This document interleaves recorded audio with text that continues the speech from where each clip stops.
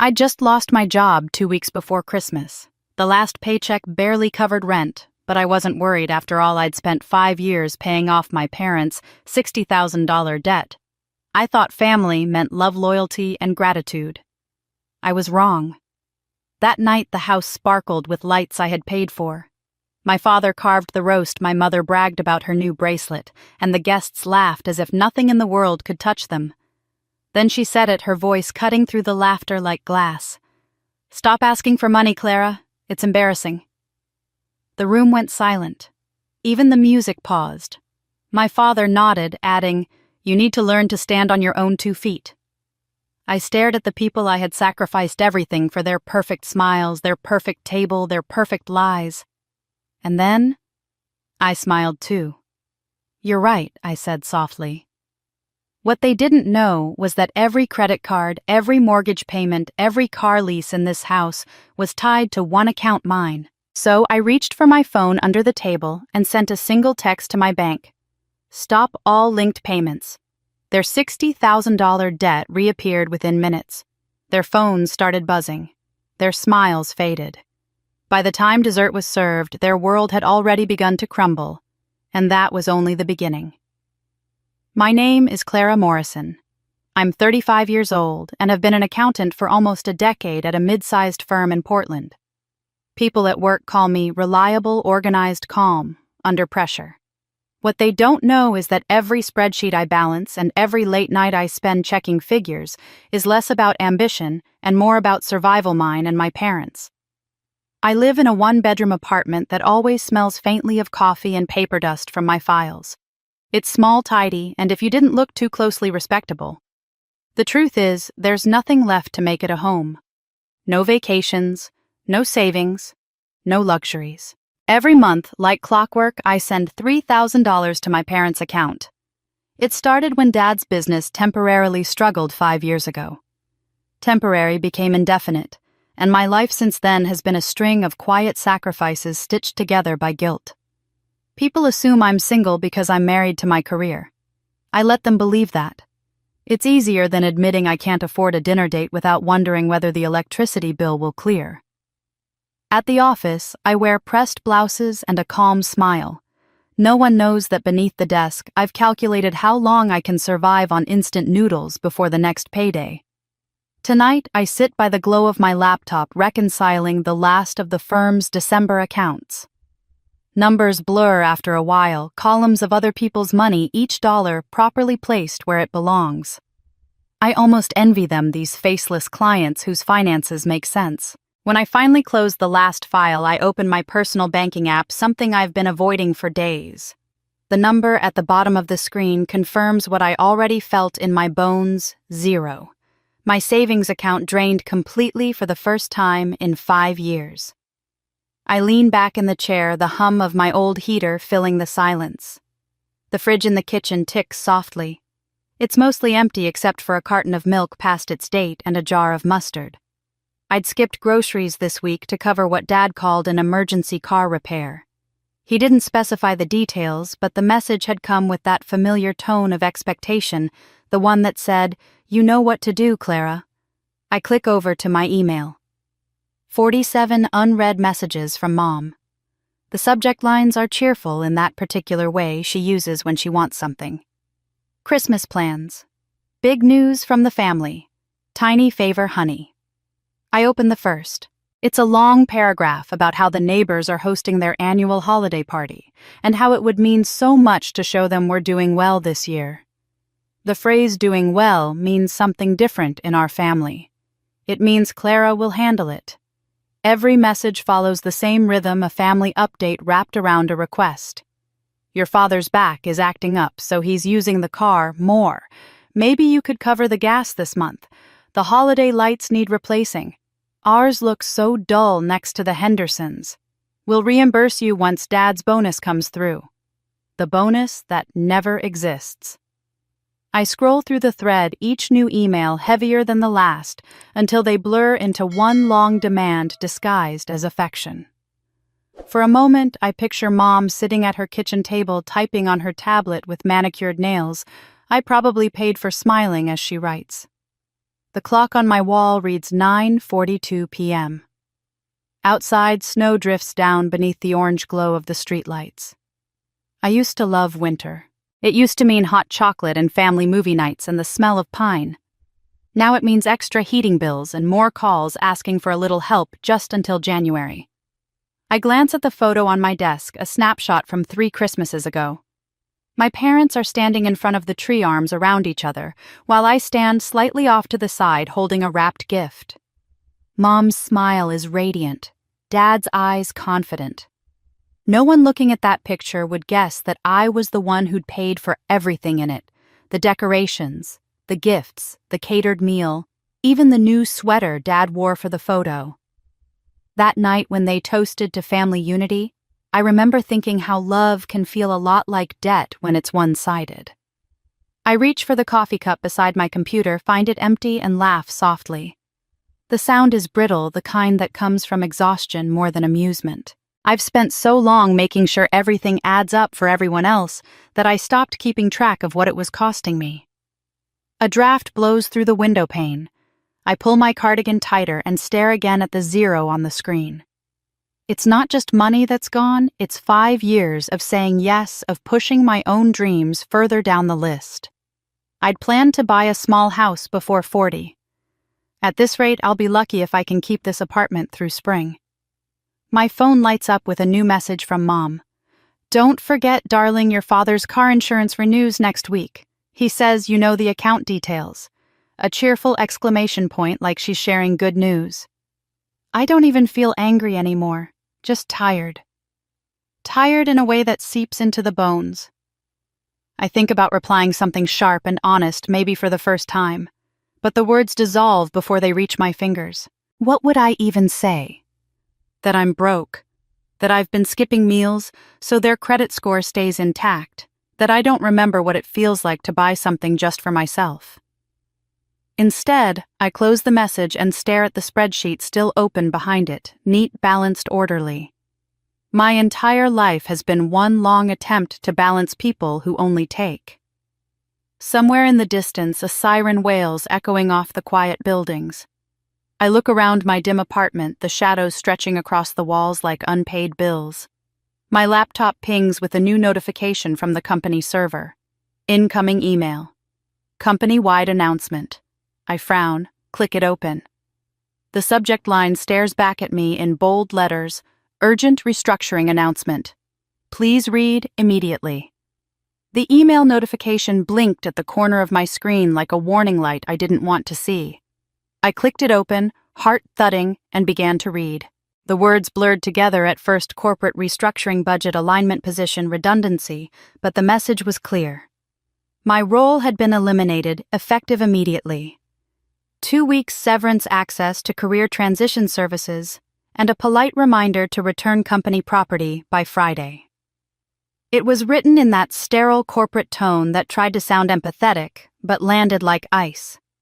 I sat staring at it for a long time, rereading the words as if repetition might make them mean something else. It didn't. The faint hum of the heater filled the silence. My hands went cold. When I finally looked up, my reflection stared back from the black screen of my laptop. I looked composed, the same face that smiled through performance reviews and polite lunches, but inside something hollow cracked open. I thought about the numbers I'd sent my parents just last week, $3,000, the usual amount, with a cheerful note about my holiday bonus. I thought about the car payment, the insurance, the utilities, all on auto draft. I thought about how I had enough in checking to last maybe 4 weeks if I didn't eat much and skipped rent, 2 weeks severance, 2 weeks to pretend nothing had changed. The next morning, I was called into my manager's office to make it official. He looked uncomfortable, fiddling with his tie. His voice lowered as though he were breaking up with me instead of ending my livelihood. "Clara, this has nothing to do with performance," he said. "You've been one of the most reliable team members we've had. But the truth is, your salary bracket is, well, harder to justify right now. Some of the newer hires are cheaper." He gave a nervous laugh as if that softened the blow. "You're too good, too experienced. That's what makes this difficult." Too experienced. Too expensive. Too much. I smiled the way women learn to smile when they have no safe place to put their anger. I understand, I said. He handed me a white envelope with the severance information and a phone number for a career counselor I would never call. As I left the office, the December air hit like glass, sharp cold, uncaring. I pulled my coat tighter and kept walking, pretending I still belonged in that building, pretending I wasn't unraveling. I drove aimlessly for a while before parking outside the unemployment office downtown. The gray concrete steps looked like a wall I couldn't climb.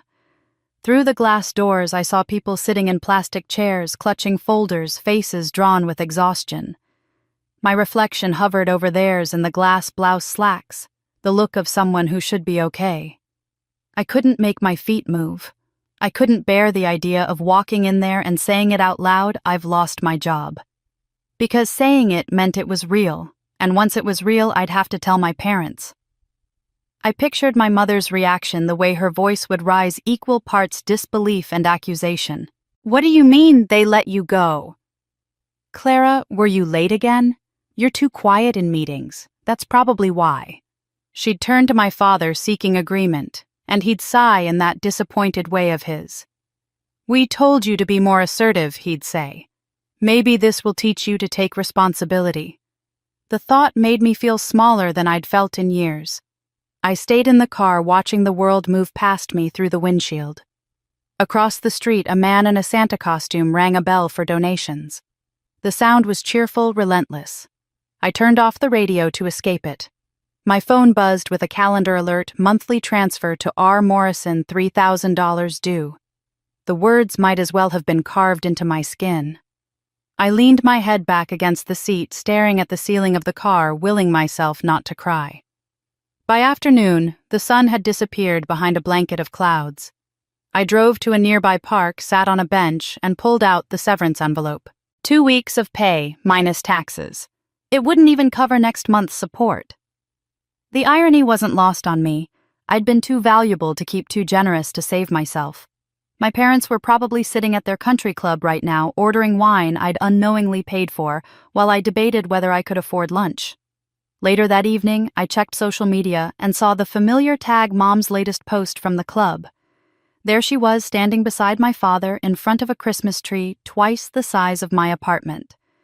Her caption reading, "So proud of all we've accomplished this year. Hard work pays off." The comments poured in. "You both look amazing. Such an inspiring couple. Teach us your investment secrets." My stomach turned. I scrolled further and saw the dinner event they hosted that night.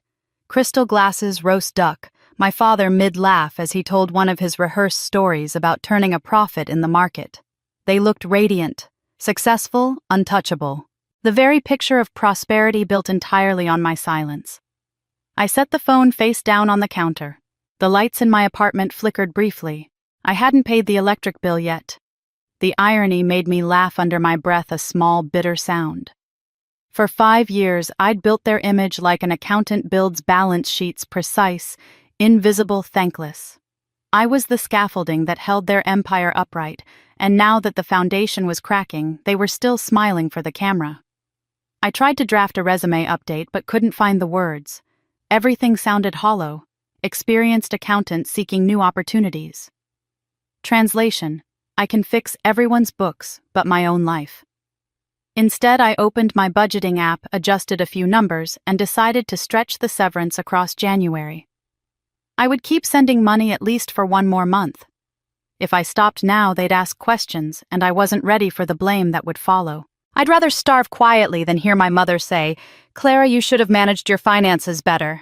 Night settled heavy and blue outside my window. I heated a can of soup and ate it standing up. My father's voice echoed in my head from years ago. Real success means never asking for help. Maybe that's why I couldn't walk into that unemployment office. Asking for help felt like failing their illusion, and mine. The next morning, I woke early out of habit, dressed as if I still had somewhere to go, and drove downtown again. I parked outside the office building where I used to work.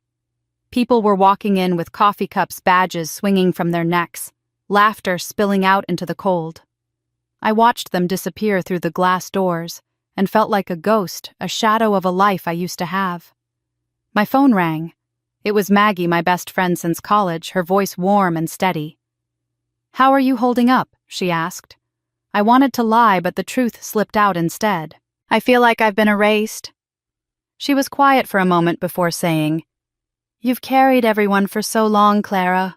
Maybe it's time someone carries you." The words hit something deep, something raw. I promised to meet her for coffee later, though I knew I'd order water. On the way home, I stopped at a grocery store, picked up a small bag of rice and a few cans of tuna, and paid with loose bills from the glove compartment. The cashier smiled and said, "Tight month." I smiled back without answering. He didn't need to know it was a tight decade. When I got home, the apartment felt colder than usual. I sat by the window watching snow drift past the streetlights and thought about my parents' dinner table, the laughter, the praise, the compliments they'd receive from people who believed in their success.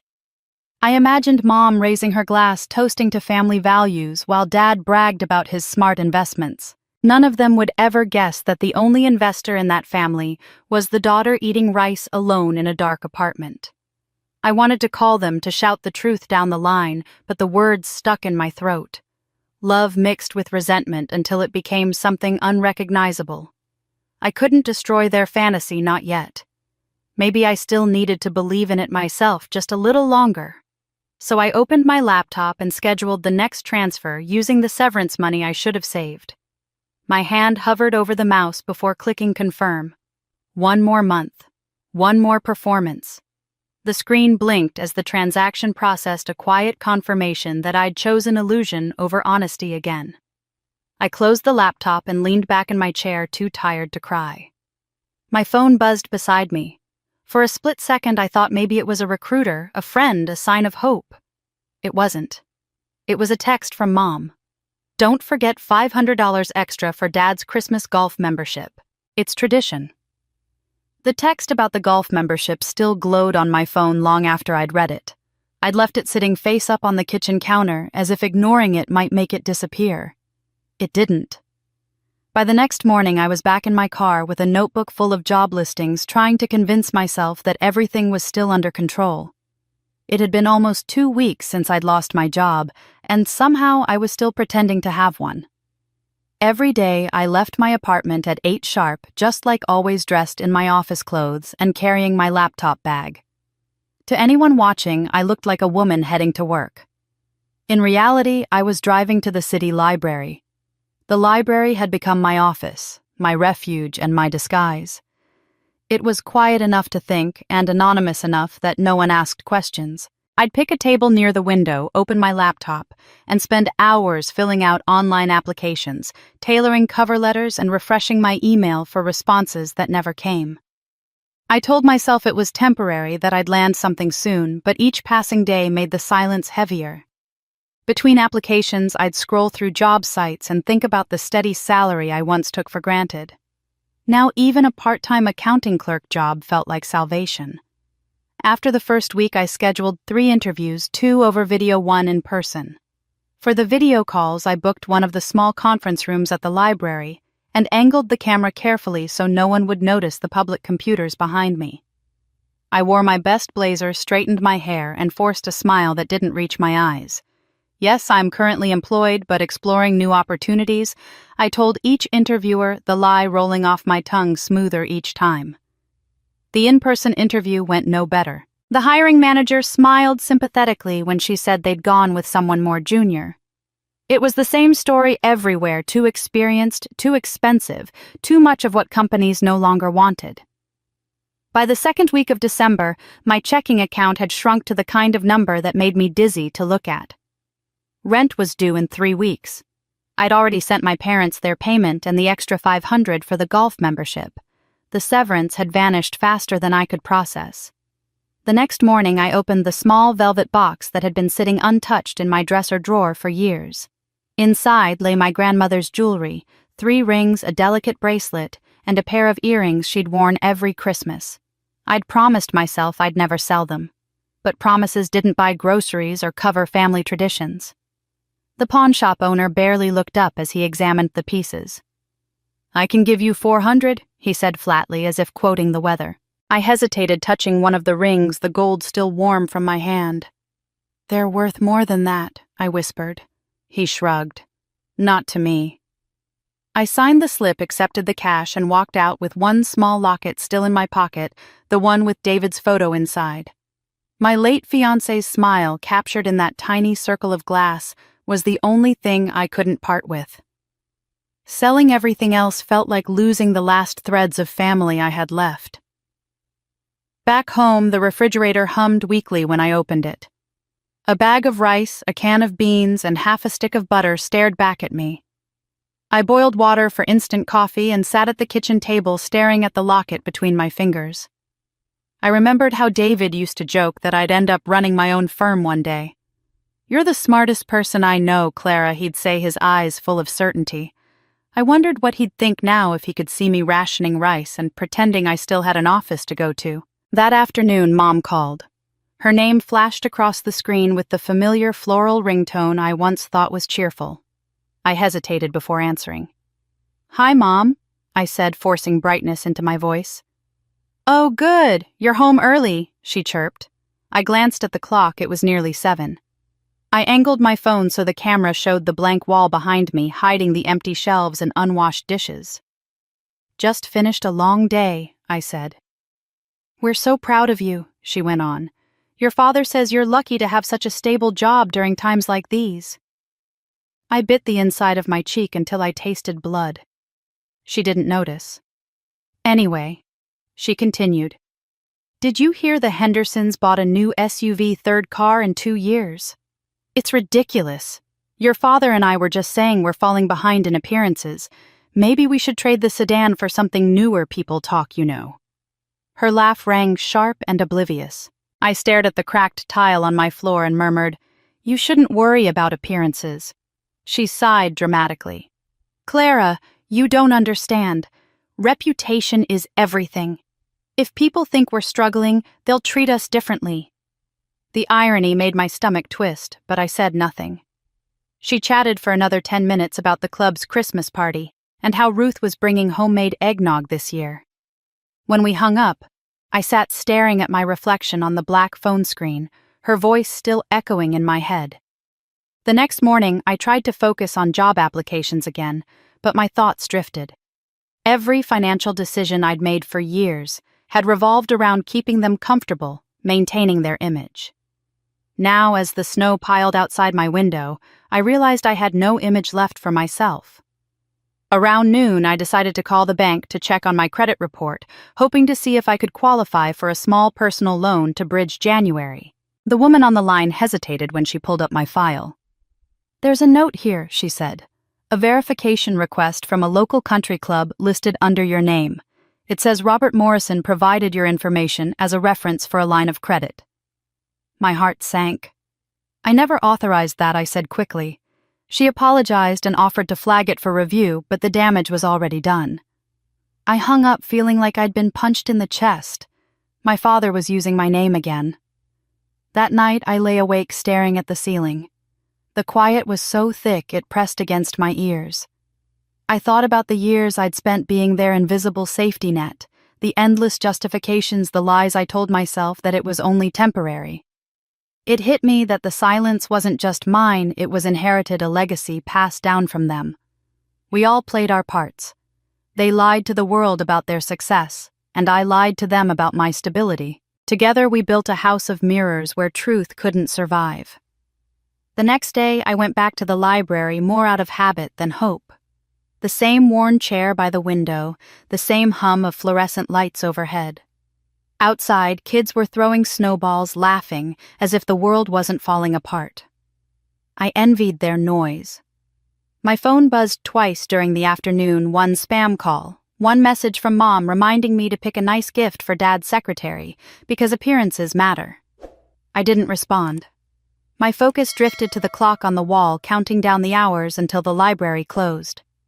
I gathered my things, slowly reluctant to go home to the silence that waited there. When I opened my laptop later that evening, a new email sat in my inbox. The subject line was short clinical and final notice.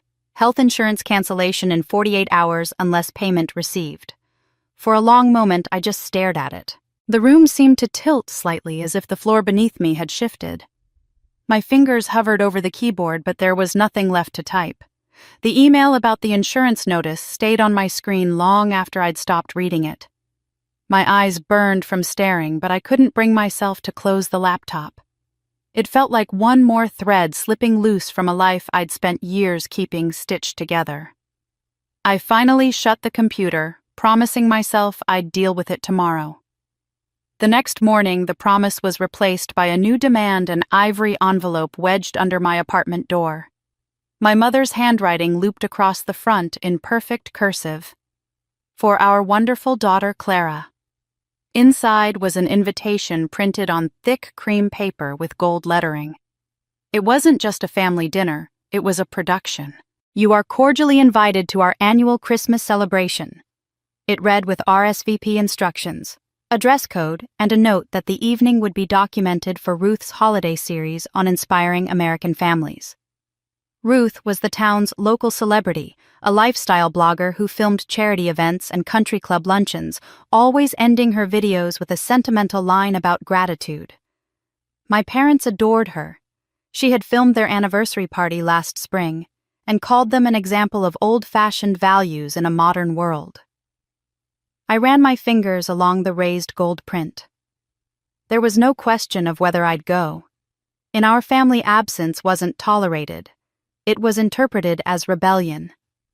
And rebellion had consequences.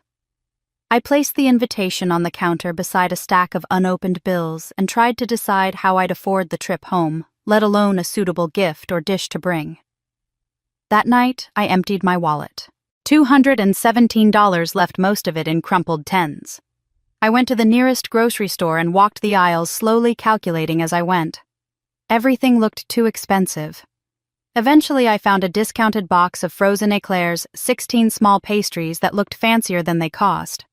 I added a ribbon and a dollar store gift box, arranging them carefully so the packaging would seem deliberate rather than desperate. When I was done, it almost looked like something you'd bring to a formal dinner. I told myself that was enough. Back home, I stood in front of the bathroom mirror, still holding the box, and practiced my smile. "Work's going great," I said to my reflection. "Busy but rewarding." I tried again, adjusting the tone to sound confident instead of hollow. The smile looked believable if I didn't look too closely at my own eyes. I tried adding laughter, the kind my mother called effortless charm. It sounded brittle, like glass about to crack. As I brushed my hair, my phone rang. My father's name flashed across the screen. I hesitated before answering. His calls always carried that blend of authority and distance, the kind that made me feel like an employee rather than a daughter. "Clara," he began warmly, "your mother and I just finalized the guest list for Christmas. Ruth's bringing her husband and the mayor might drop by for a bit. We're very proud to have such company." I murmured something polite. He continued, "Oh, and we told everyone you're being promoted to partner next month. Congratulations in advance, sweetheart." For a moment, I couldn't speak. "Partner," I repeated. "That's what we've told people," he said lightly, as though he were sharing a charming anecdote. "You don't want them thinking you're stuck in middle management, do you? It's important to project confidence, especially with Ruth filming." I gripped the edge of the counter until my knuckles whitened. "Dad, that's not true," he chuckled. "Truth is flexible. Appearances are what last." Then, as if the matter were settled, he added, "Be here by 6 sharp. Ruth wants natural lighting for the opening shots." When the call ended, I stared at the mirror again. The woman looking back at me was a ghost of who I'd been, thin, pale eyes ringed with sleeplessness. Yet somehow I was supposed to walk into a room full of people and play the role of successful daughter, the pride of the family. I pressed my palms against the sink and whispered, "You can do this," even though I wasn't sure I could.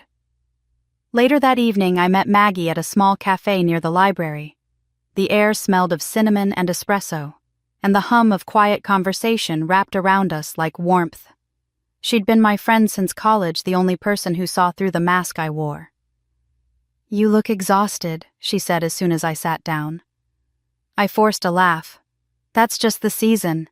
Too much caffeine, not enough sleep." She raised an eyebrow, unconvinced. "Clara, don't lie to me. You've lost weight. And your eyes, when was the last time you actually rested?" I looked down at my coffee, swirling the spoon, just to have something to do with my hands. "It's fine. Just temporary stress." She leaned forward. "Temporary stress doesn't make someone this pale. You're working yourself to the bone again, aren't you?" I hesitated, then said softly, "I'm not working at all." Her expression softened immediately. "You lost your job." I nodded. 2 weeks ago. I haven't told them. They think I'm getting promoted." Saying it aloud made my throat tighten. Maggie reached across the table and took my hand. "Oh, Clara." I shrugged, trying to sound detached. "It's not the first time I've had to pretend. This dinner, there's going to be a video important people. I can't show up and ruin their fantasy. It's all they have." She studied me for a moment, her eyes kind but firm. "And what do you have?" I didn't answer. Instead, I told her about the dessert, about the invitation, about my father's announcement. She shook her head. "They're using you like a prop. You're bleeding yourself dry to keep their illusion alive." I wanted to argue, but she was right. Pride and guilt had become my armor, and taking it off meant facing too much truth at once. When the check came, Maggie slipped her card to the waiter before I could protest. "You're not paying," she said when I tried to object. "You need every dollar you can save." Then she reached into her bag and pulled out an envelope. "There's $500 in here. Just take it. Consider it a Christmas gift." I pushed it back across the table. "No, Maggie." She frowned. "Clara, this isn't charity. It's friendship." I shook my head. "If I take it, it becomes another lie. Another thing to hide." "I can't." She sighed, frustrated but understanding. "You're the most stubborn woman I know." We sat in silence for a while, the sound of clinking cups filling the space between us. Snow had begun to fall outside, soft and steady against the window pane.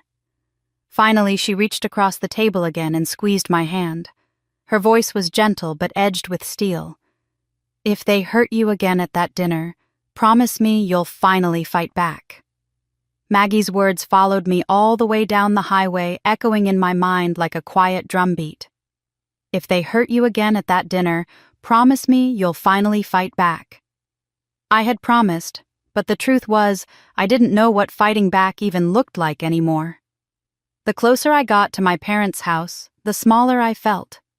Their neighborhood always looked like something out of a glossy magazine, every lawn trimmed to perfection, every front porch framed with identical white columns. By the time I pulled into their driveway, my hands were trembling. The house glowed with warm light, its windows dressed in red velvet bows and gold garlands. A towering Christmas tree gleamed in the front window, the kind that required a ladder to decorate. I recognized the ornaments. They'd bought them from the luxury catalog my mother loved, the same one she'd forwarded to me last month with the note. "Wouldn't these look stunning in our living room?" I'd sent her $3,000 that week, my November payment. I hadn't eaten properly since. I stepped out of the car and adjusted my thrift store coat, tugging it closed against the cold. My stomach growled an embarrassing hollow sound that reminded me I hadn't had more than coffee and half a sandwich in 2 days. Inside, the air smelled of roasted prime rib and expensive wine. My mother's laughter floated from the dining room like music. I paused for a moment in the foyer, taking in the scene. Gold-trimmed wreaths hung on every wall and crystal candlesticks lined the table. There was no trace of the modest home I remembered from childhood, only the illusion of wealth built brick by brick with my sacrifice. "Clara." My mother swept toward me, perfume thick and sweet. She kissed my cheek, her smile wide enough to conceal the sharpness in her eyes.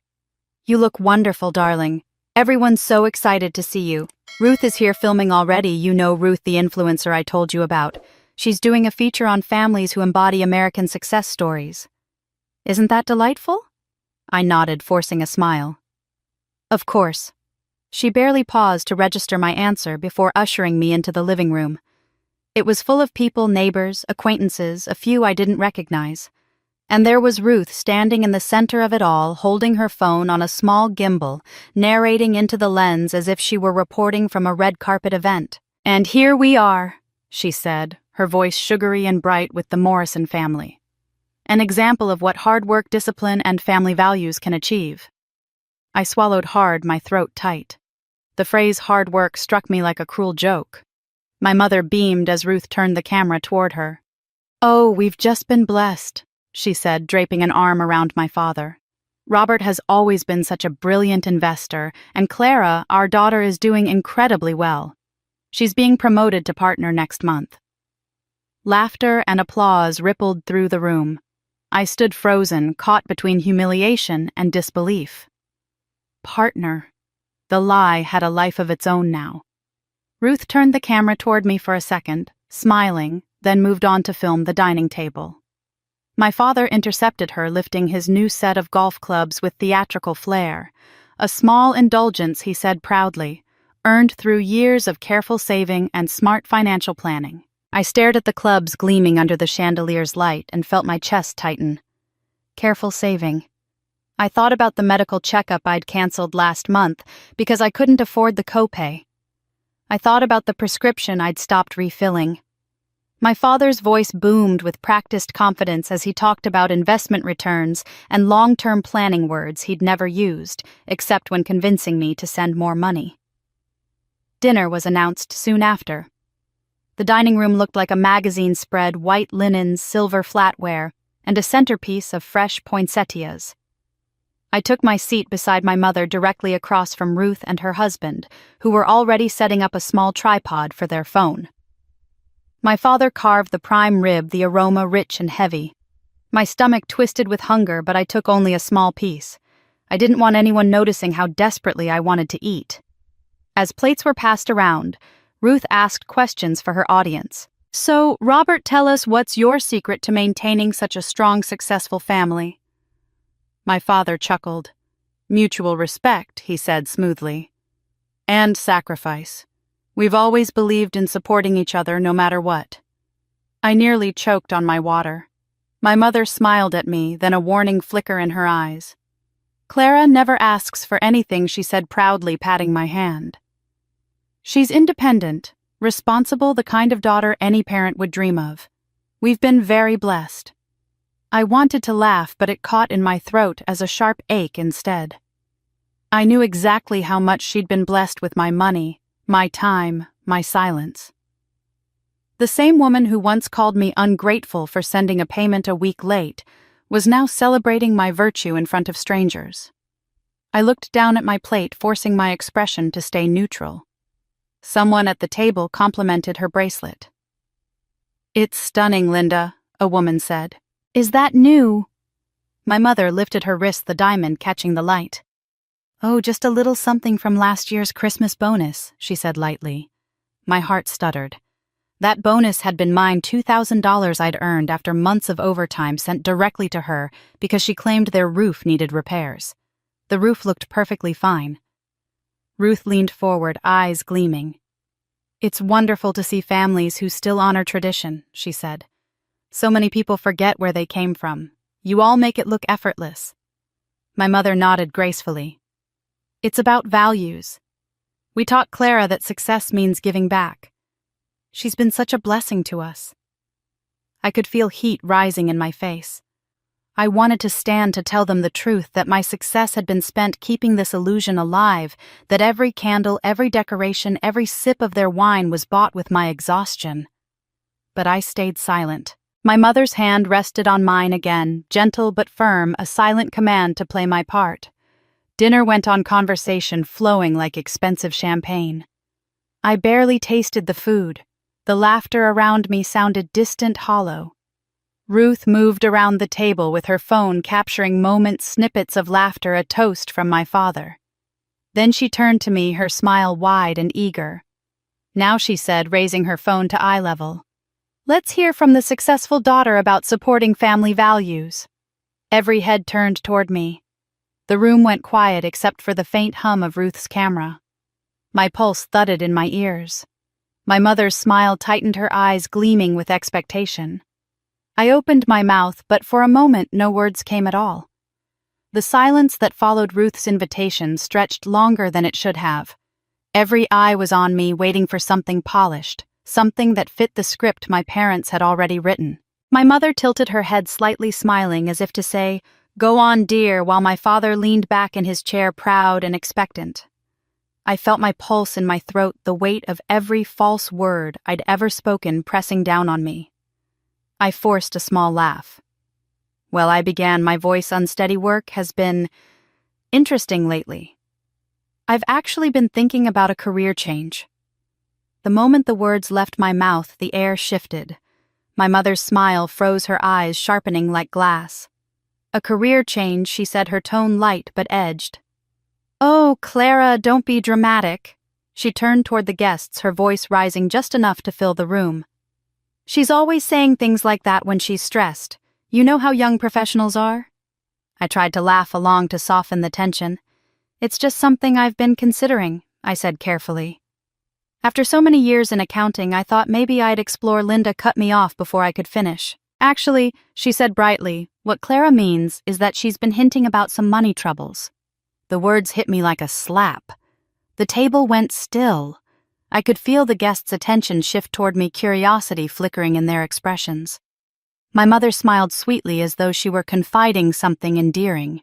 "We're worried," she continued, "that she might be developing some spending problems. You know how it is. Successful women sometimes struggle with balance." For a second, I couldn't breathe. My mind scrambled to catch up to understand what was happening. Spending problems. I wanted to protest, to tell them I hadn't bought anything unnecessary in years, that every dollar I earned had gone into keeping this house, this dinner, this illusion alive. But the words wouldn't come. My mother's laughter filled the silence again, light and practiced. "We've tried to help her," she went on.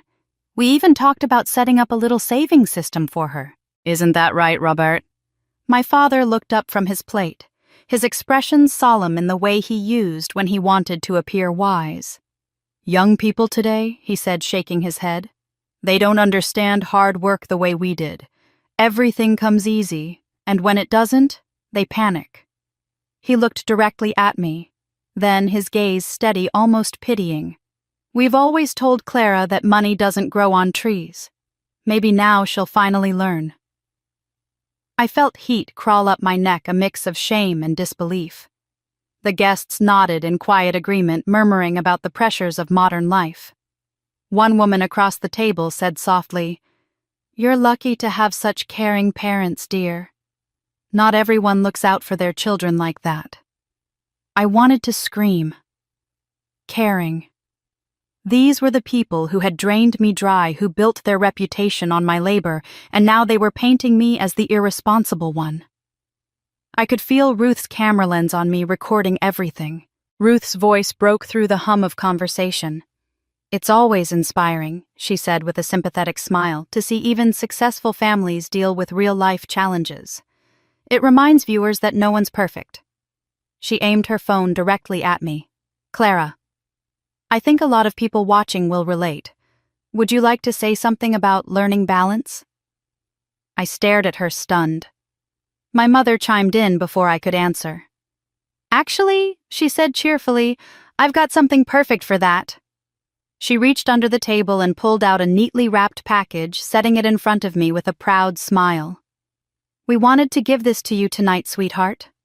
My fingers felt numb as I tore the paper away.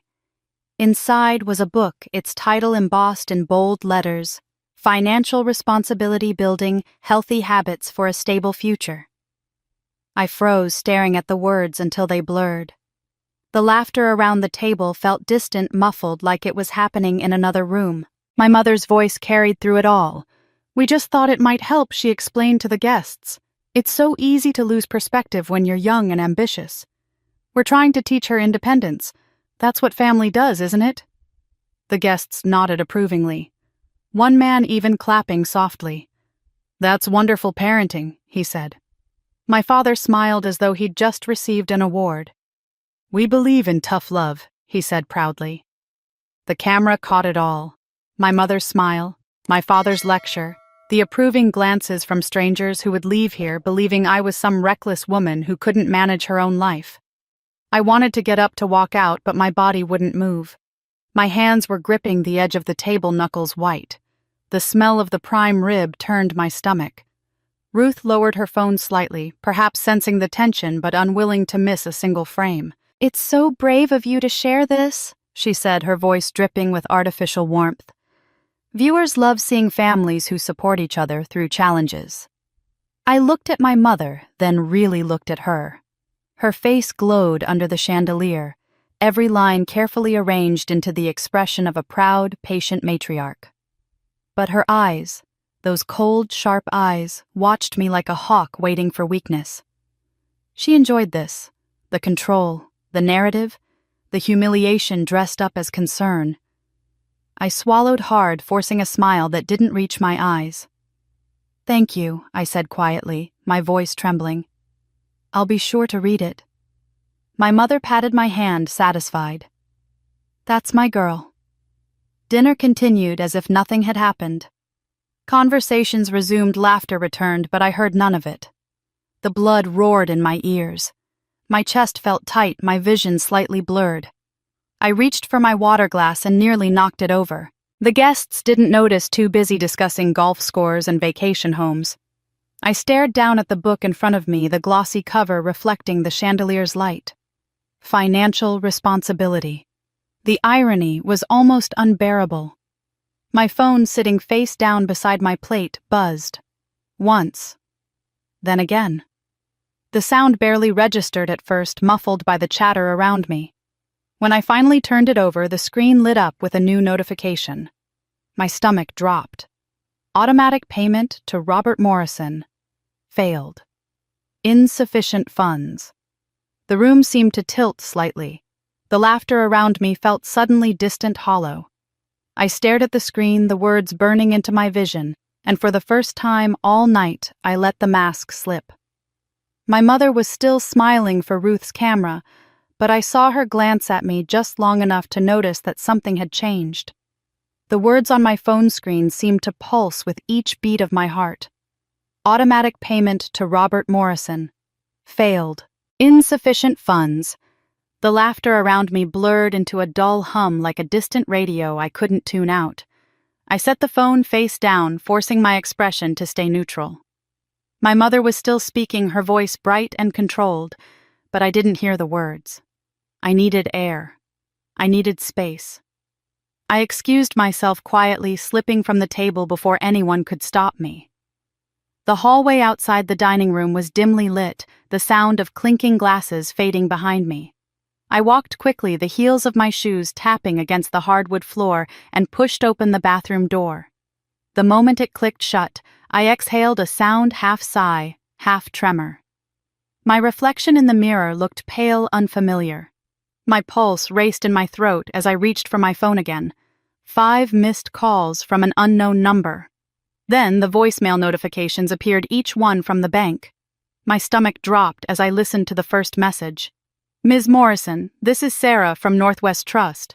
We're calling regarding several declined payments associated with account ending in 2145. Please return our call immediately." I played the next. "Ms. Morrison, it's urgent that you contact us today. Multiple transactions have failed, including mortgage and credit accounts under Robert and Linda Morrison. The third, the fourth, the fifth, all variations of the same message." The payments had bounced. All of them. Their mortgage, their utilities, their credit cards, all connected to my account, had collapsed in a single domino chain. For a moment I just stood there, gripping the sink for balance. The polished marble was cool against my palms. A wave of dizziness swept through me, followed by something unexpected relief. The exhaustion of years of pretending, of holding everything together, cracked open inside me.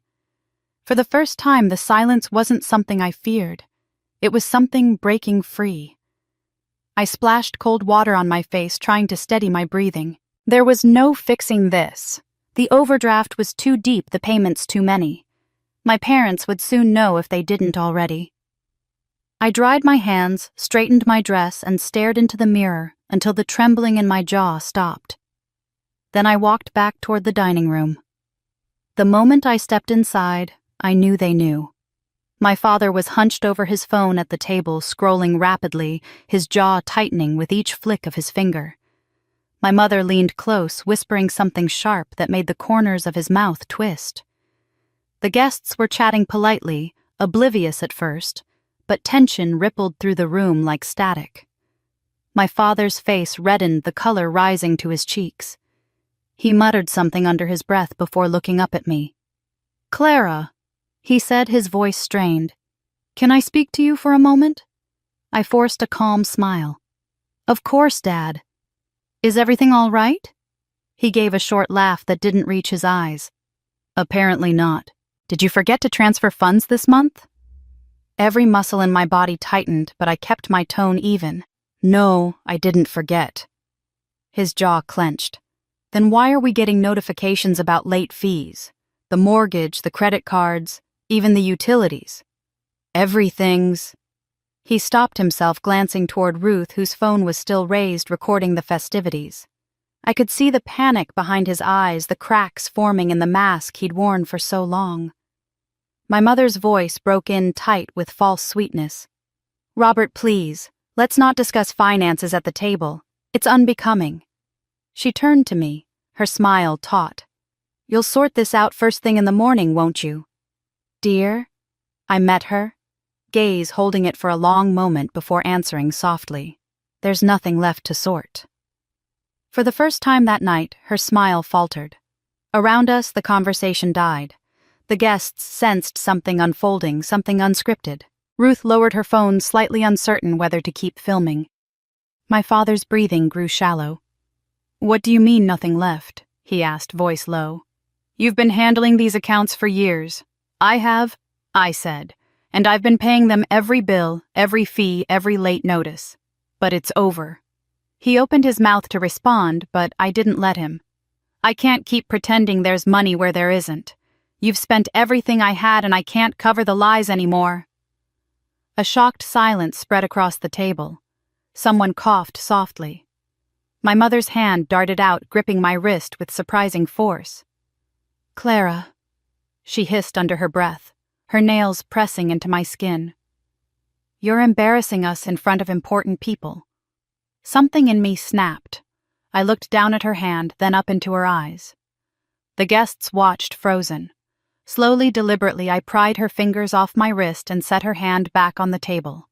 My voice was steady when I spoke. "No, Mother," I said. "You've embarrassed yourselves." The words hung in the air like shattered glass. My father pushed back his chair, the legs scraping the floor. "Watch your tone," he warned, but his voice lacked its usual authority. The illusion was unraveling thread by thread. Ruth's camera light flickered back on. I saw the faint red dot in my peripheral vision. She was filming again. I could hear her murmuring something to her husband, her tone a mix of fascination and discomfort. My parents were too panicked to notice. My father's phone buzzed again and he glanced down. I saw the headline on his banking app reflected in his glasses, "Account overdrawn." Immediate attention required. His face drained of color. I straightened my shoulders and looked around the room. "I think I should be going," I said evenly. "I have work early tomorrow." The lie slipped out easily, a habit formed from years of pretending, but my mother wasn't ready to let go. She stood her chair, scraping the floor, and grabbed my arm again. "You're not leaving," she whispered fiercely. "Not until you fix this. Do you understand?" I turned to face her fully. The music had stopped playing somewhere in the background, leaving only the faint clinking of silverware. The guests sat motionless, their expressions caught between discomfort and curiosity. I could feel Ruth's camera trained on us, the unblinking witness to everything. I took a slow breath, steadying my voice. "Fix this," I said quietly. "You mean clean up your mess? Pretend one more time that everything's fine." I glanced around the room at the faces of people who'd believed the myth of the perfect Morrison family. No. Not this time. My mother's lips parted, but no words came out. I could see the fear in her eyes now, the realization that the story she'd spent years writing was about to collapse. I turned slightly, just enough to face Ruth's camera. The red light was still on, recording every detail, the trembling in my mother's hand, the flush spreading across my father's neck, the unease of the guests. My voice was calm, colder than I expected. "Would you like me to tell them exactly how you afford all this?" For a moment, no one moved. My question hung in the air, trembling between us, as if the walls themselves were waiting for the answer. My mother's face went pale beneath her makeup, and my father's hand twitched toward his wineglass before thinking better of it. The guests glanced from one to the other, uncertain whether to laugh or stay silent. I could feel the weight of Ruth's camera lens on me, the little red recording light, a steady heartbeat in the corner of my vision. I took a slow breath and reached for my phone. "Let me make it simple," I said, my voice calm. My fingers moved quickly across the screen. I opened my banking app and turned the screen outward, the glow lighting my hands. 5 years, I said softly. 5 years of this. I scrolled through the list of transactions, line after line of payments, $3,000, $4,000, sometimes more. My parents' names beside every one. The room was so quiet I could hear the faint hum of the ceiling fan. Every piece of furniture in this house, I continued, every golf club, every vacation, every dinner party came from my account. I've paid for it all. I raised my eyes to meet my father's. "You haven't worked in years, have you?" Robert's jaw tightened. His neck flushed a deep red. "Clara," he said, his tone warning, "this is not the place. It's exactly the place I cut in." My voice didn't rise.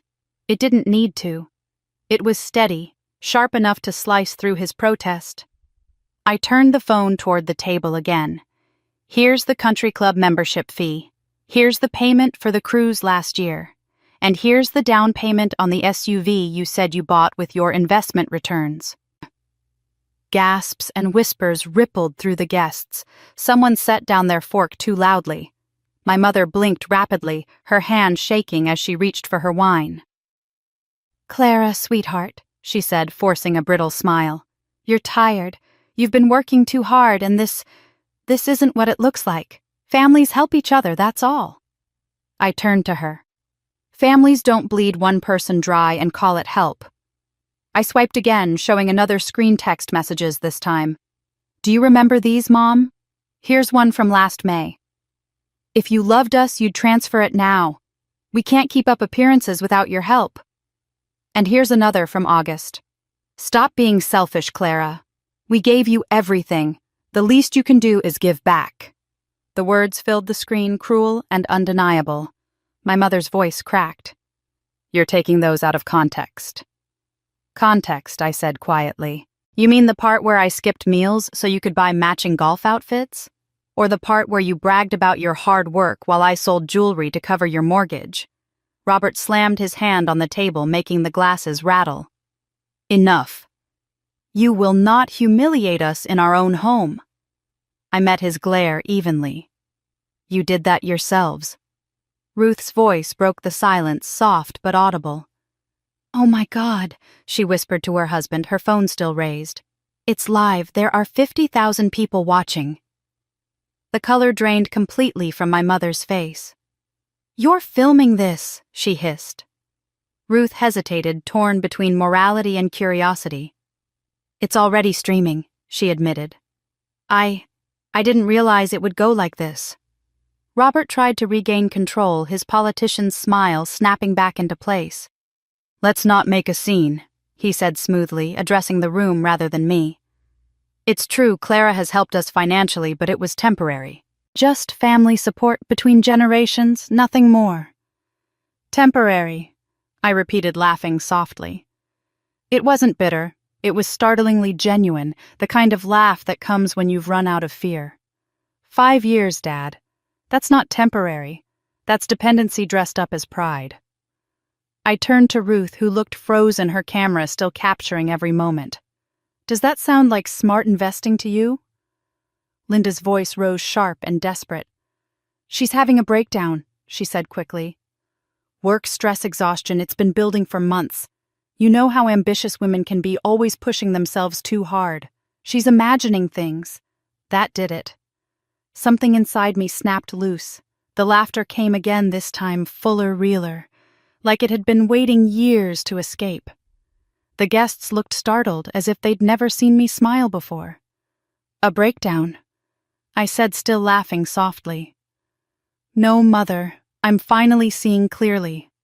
I straightened my voice steady again. I lost my job 2 months ago. I didn't tell you because I knew you'd make it about yourselves. I've been selling everything I own just to keep your lights on, your car payments, your club dues, your credit cards. All of it. I took a breath and looked around the table.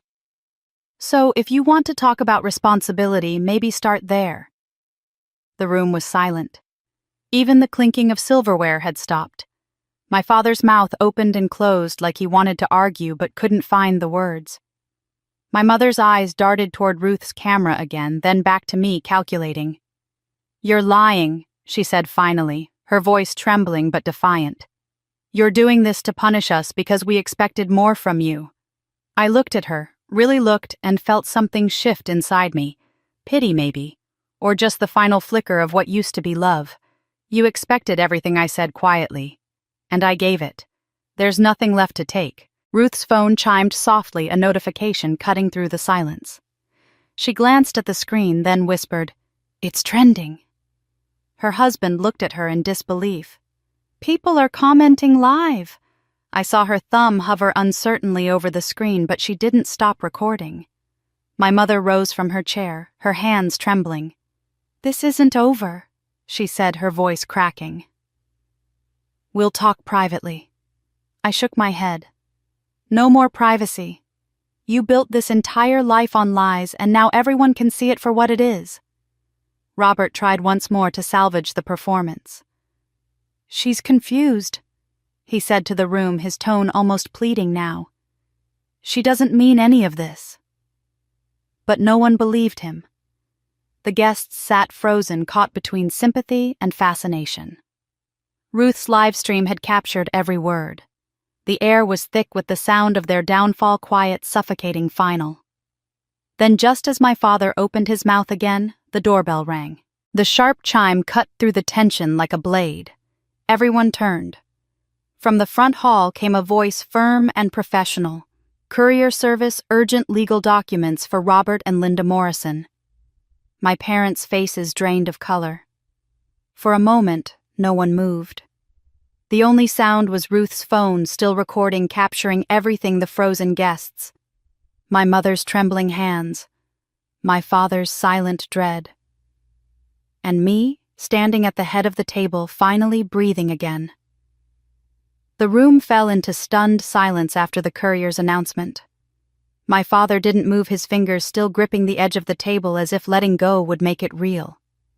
My mother's lips parted, but no sound came out. I stepped forward slowly, my pulse pounding in my ears.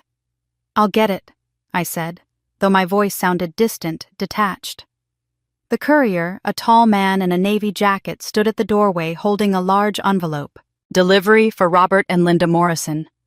He repeated, his tone professional but uneasy as he glanced between us and the sea of stunned guests. My father hesitated before reaching out, but the man shook his head. "You'll want to sign for it yourself, ma'am," he said, extending the clipboard toward my mother. She signed with a trembling hand, her initials shaky and uneven. The courier handed over the envelope, then glanced behind him as if expecting someone else to follow. And then someone did. When I first saw the figure step into the light, my brain refused to process it. My heart stopped, then began to race so fast it hurt. He looked older, leaner, but his eyes, those same deep green eyes that had haunted my dreams for 5 years, were unmistakable. My mouth went dry. "David," I whispered, but the word barely left my throat. My mother gasped. My father froze like stone. David Winters. My fiancé, dead in a car accident 5 years ago, was standing in my parents' living room alive. Ruth's camera, still streaming, swung toward him. I heard the faint ping of notifications in the background, a digital heartbeat marking the moment the world saw a ghost walk back into the living. David looked directly at my father. "Hello, Robert," he said, his voice calm but edged with something sharper, colder. "I believe you've been expecting me." My father pushed back his chair so suddenly it toppled. This is impossible," he stammered. "You're dead." David finished for him, a grim smile curving his lips. "That's what you wanted everyone to believe." My knees felt weak. I gripped the back of a chair to steady myself. I buried you," I whispered. "They told me they found your car." David turned to me, his expression softening for the first time. "I know, Clara.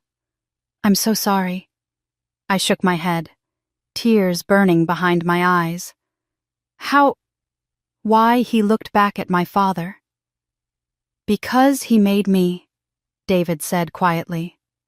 The words landed like a thunderclap. The guests gasped. Even Ruth's usual chatter stopped. My father's face had gone deathly pale. "That's ridiculous," he said, his voice trembling. "What are you talking about?" David took a folded document from the courier's envelope and placed it on the table in front of my parents. "This is a formal notice," he said. "I'm pressing charges for extortion, fraud, and coercion." My mother clutched her pearls, color draining from her face. "Extortion," she repeated, her voice cracking. David's tone remained measured. 5 years ago, Robert threatened to destroy my family's business, my father's company, unless I disappeared. He said he'd leak fabricated financial documents, ruin us publicly, and make sure I never worked again. The only way to protect my family was to do exactly what he demanded. The room seemed to tilt. I could hardly breathe. "No," I whispered, shaking my head. "No, that can't be." He met my eyes. "He told me if I disappeared, you'd get my life insurance payout. He said it would help you start fresh after your tragedy. But he didn't let you keep it, did he?" I turned toward my father, who stared straight ahead, jaw clenched, refusing to meet my gaze. David continued, "He convinced you to invest it to bail out their failing finances to save them from bankruptcy. Every penny went to them." A sharp collective breath moved through the room. I could hear Ruth whispering into her microphone, narrating to her live stream. "Audience just hit 75,000, she murmured. This is insane." My hands were shaking. I remembered that day, the call, the funeral, the empty coffin because they said the car had burned too badly. I remembered my father holding me as I sobbed, saying, "He loved you, but at least his insurance will help us keep the family afloat." I'd signed the check with shaking hands, believing it was what David would have wanted. My stomach turned. David pulled out his phone and tapped the screen.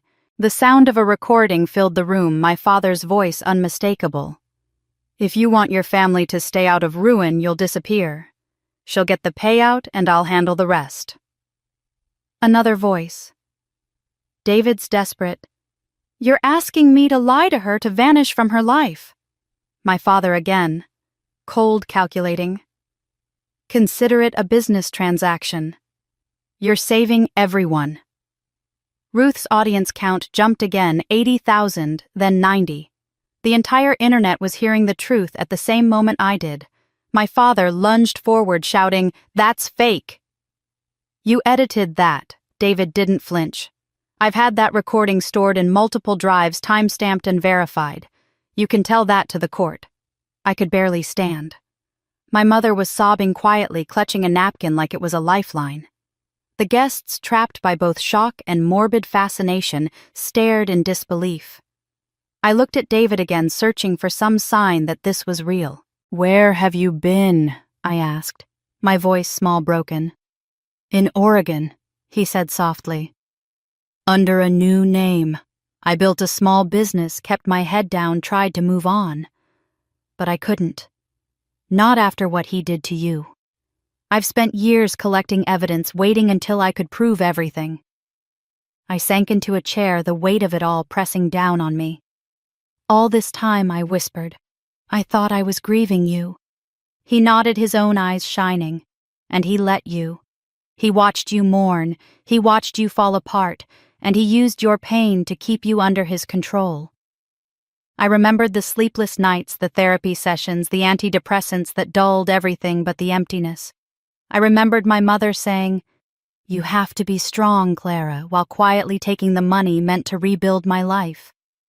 I pressed a hand to my chest, as if I could hold my heart together by force. Ruth's voice broke the silence again, hushed and awed. "There are 100,000 people watching this live," she said. "The whole town, the whole internet, everyone's seeing this." My father sat down heavily, his face a mask of denial and fear. "You don't understand," he said to no one and everyone. "I did what I had to do. The family was falling apart. It was business. Just business." David stared at him. "You destroyed lives and called it business. I wanted to scream, to cry, to run, but I couldn't move." My mother turned to me, her voice trembling. "Clara, please, you have to believe your father only wanted—" I cut her off. "Don't," I said, my voice low and shaking. "Don't you dare defend him." The room was so still it felt suspended in time. Even Ruth's phone seemed to hold its breath. David took a slow step toward me, his voice quieter now, filled with something deeper than anger. "Clara," he said, "there's more." I looked up, my throat tight. "More." He hesitated, then looked past me at my parents. His eyes were sharp, unyielding. "Ask them," he said softly. "Ask them about your real mother." For a moment, I didn't understand what David had said. The words hung in the air, "your real mother," and my mind struggled to grasp them, as if my brain had simply rejected the idea. My real mother. I blinked at him, my heart pounding so hard I could hear the blood in my ears. My parents, Robert and Linda, were frozen, their faces drained of color. But it was Ruth who broke the silence first. She had been filming her phone steady until that moment. The instant the words left David's mouth, her hand trembled, and the phone slipped from her grasp, clattering to the floor. The live stream abruptly ended, the tiny red light vanishing. She stared at me as though she were looking at a ghost. "Sarah's daughter," she whispered, her voice barely audible. You're Sarah's daughter." My breath caught. "What?" Her eyes filled with tears. "You look exactly like her," she said, her words shaking. The eyes, the smile. It's her all over again. My mother, or the woman I had called my mother for 35 years, went completely still. Her hands trembled against the tablecloth. "Ruth," she said quickly, her voice sharp. "Don't start. You don't know what you're talking about." Ruth turned toward her, fury flaring through her grief. "Don't I?" she snapped. "You think I wouldn't recognize my own sister's child? Linda, how could you?" I looked from one to the other, my pulse racing. "What is she talking about?" I asked, but my voice came out hoarse. No one answered. David's eyes were locked on Robert, unblinking. "Go on," he said. "Tell her, or I will."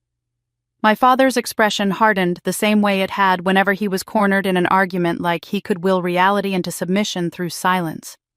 My mother's voice wavered. "Clara," she began, "you have to understand, we did what we had to do." Linda Ruth interrupted, her tone trembling with disbelief. "You lied to her for 30 years. She reached into her purse with shaking hands and pulled out something small, folded and yellowed with age. When she opened it, I saw an old photograph, grainy but clear enough to recognize the child sitting on a woman's lap. The woman's face was soft, beautiful, with the same almond-shaped eyes I saw in the mirror every morning. The child me was laughing, a bright smile that made my chest ache just to look at. Ruth held it out to me with tears streaming down her face. "That's my sister Sarah," she said. "And that's you. She was your mother." I felt the floor tilt beneath me. My hands shook as I took the photo. The paper was fragile, the edges worn from years of handling. I stared at it until my vision blurred. "No," I whispered. "No. That's not possible. My mother, Linda? She's not your mother," Ruth said softly, her voice cracking. "And he's not your father." I looked at Robert, hoping, praying for denial, but there was only silence. His lips pressed into a thin, colorless line. My mother's shoulders sagged, the fight draining out of her. Ruth's voice trembled as she went on. Sarah died 20 years ago in a car accident. I was told her little girl, my niece, died with her. But you didn't, did you? She turned on my parents. You took her. You took my sister's child. My father's jaw clenched. Watch what you're saying, he warned. Watch what I'm saying. Ruth's voice rose raw with emotion. You took that little girl and told the government she was a foster child so you could collect payments. You made money off her. A murmur spread through the room. Guests exchanged horrified looks. I couldn't move. My entire body felt like it had turned to stone. Ruth turned back to me. They got $2,000 a month in foster payments. She said, her tone almost apologetic now, as if she hated being the one to say it. For 13 years until you turned 18. Then they stopped getting paid, and that's when they started using you differently. The words sank in slowly, painfully. Differently, I echoed. Ruth swallowed hard. They made you believe you owed them, that you had to repay them for raising you. But it was never generosity, Clara. It was business. You were a paycheck. I heard someone gasp. Maybe it was me. My mother, no. Linda pressed her hands to her temples. That's not fair, she said weakly. We took her in. We gave her a home. Ruth glared at her. You took her in because the state paid you to. And when the checks stopped coming, you found another way to keep the money flowing.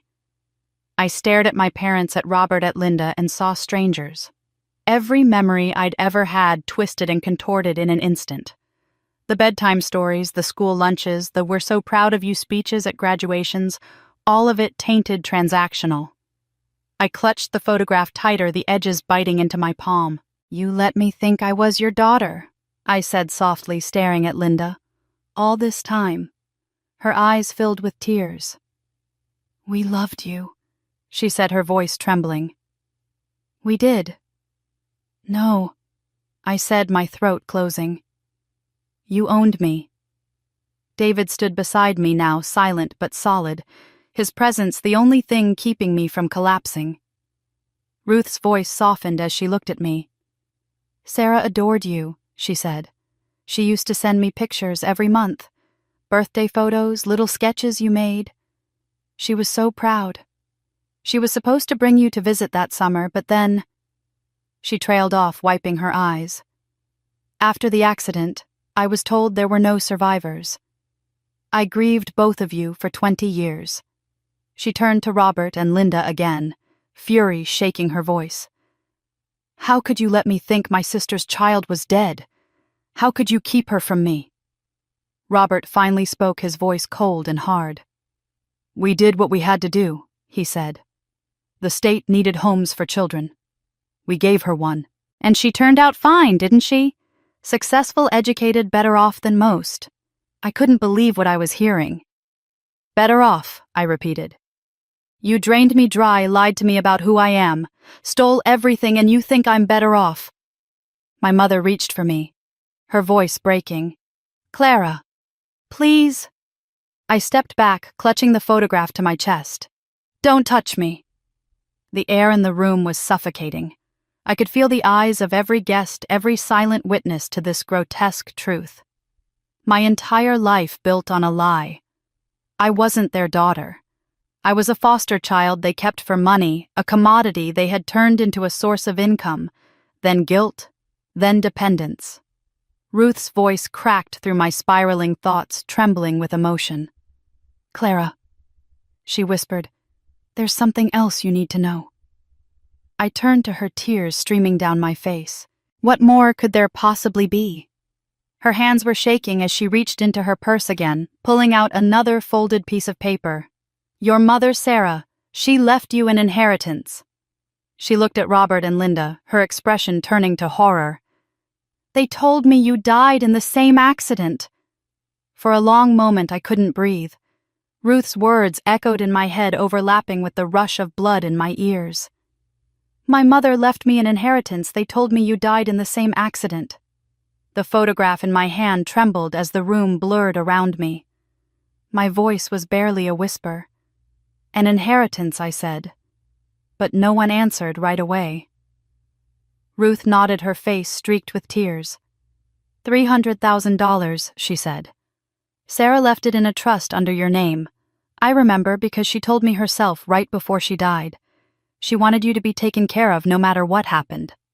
She looked at my parents' note at the strangers sitting before me. You took it, didn't you? Robert's expression hardened.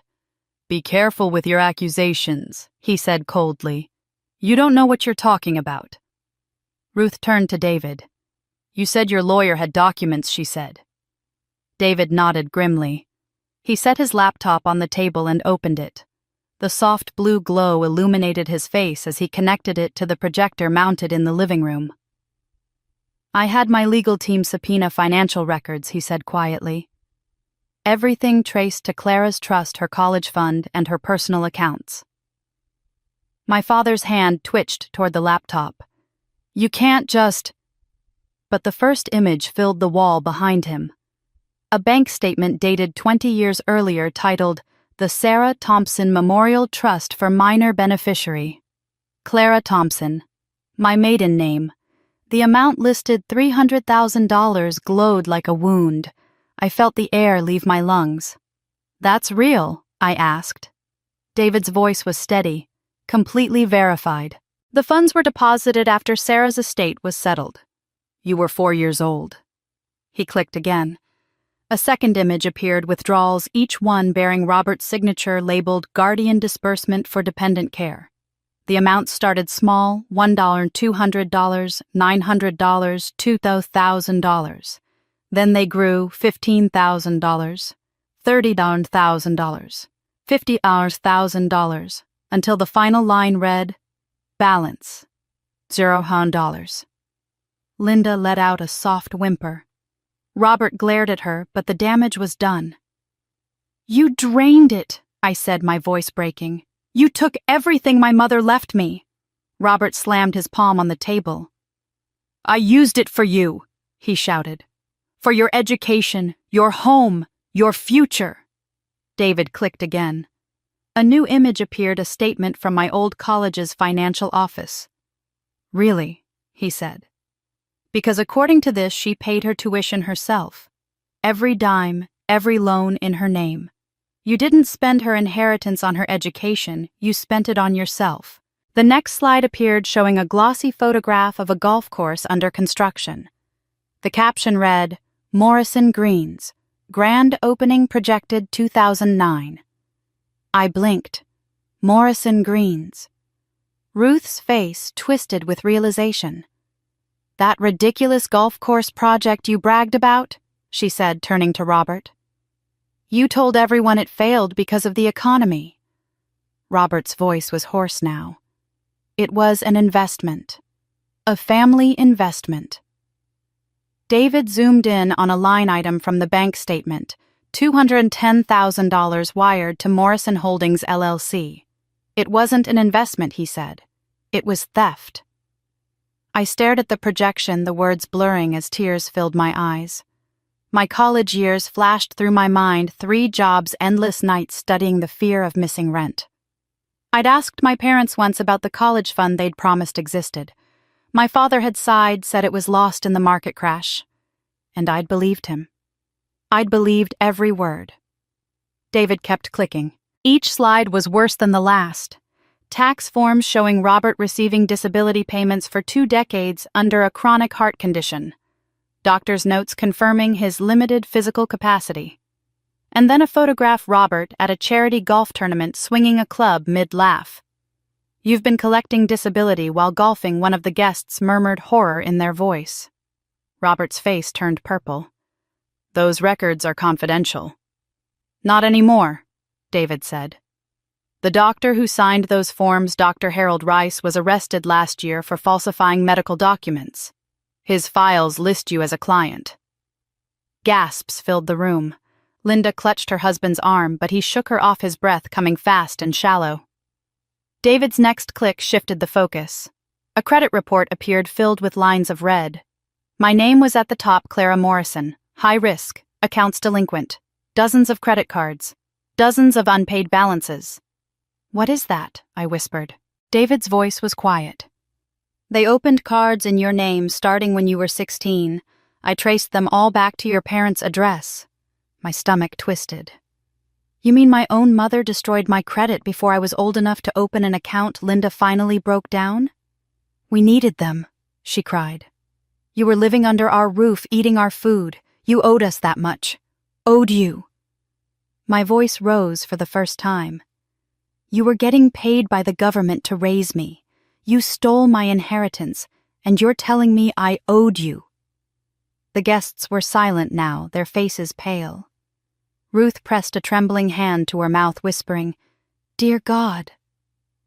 David clicked one last time. The final image was a spreadsheet, rows and rows of transactions neatly categorized. This, he said, is 20 years of fraud. The total at the bottom glowed in bold red, $864,000. No one moved. The only sound was the faint hum of the projector. I turned to Robert. You did all of this, I said quietly. Every part of my life, my debt, my work, my pain, it was built on your lies. He didn't look at me. His shoulders sagged. You wouldn't understand, he said. You think the world's simple, that money just appears when you need it. You should be thanking us. We made you strong. Strong, I whispered. You made me hollow. Linda sobbed beside him, but I couldn't look at her. My eyes were fixed on the wall, the proof of everything I'd lost, everything they'd stolen. For the first time I realized there was nothing left to uncover. The truth was complete ugly and undeniable.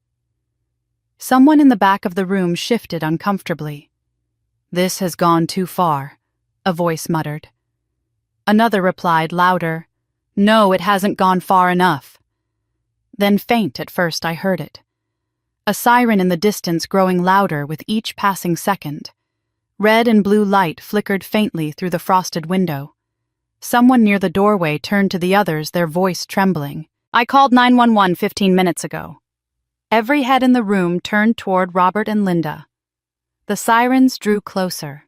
For the first time all night my parents looked afraid.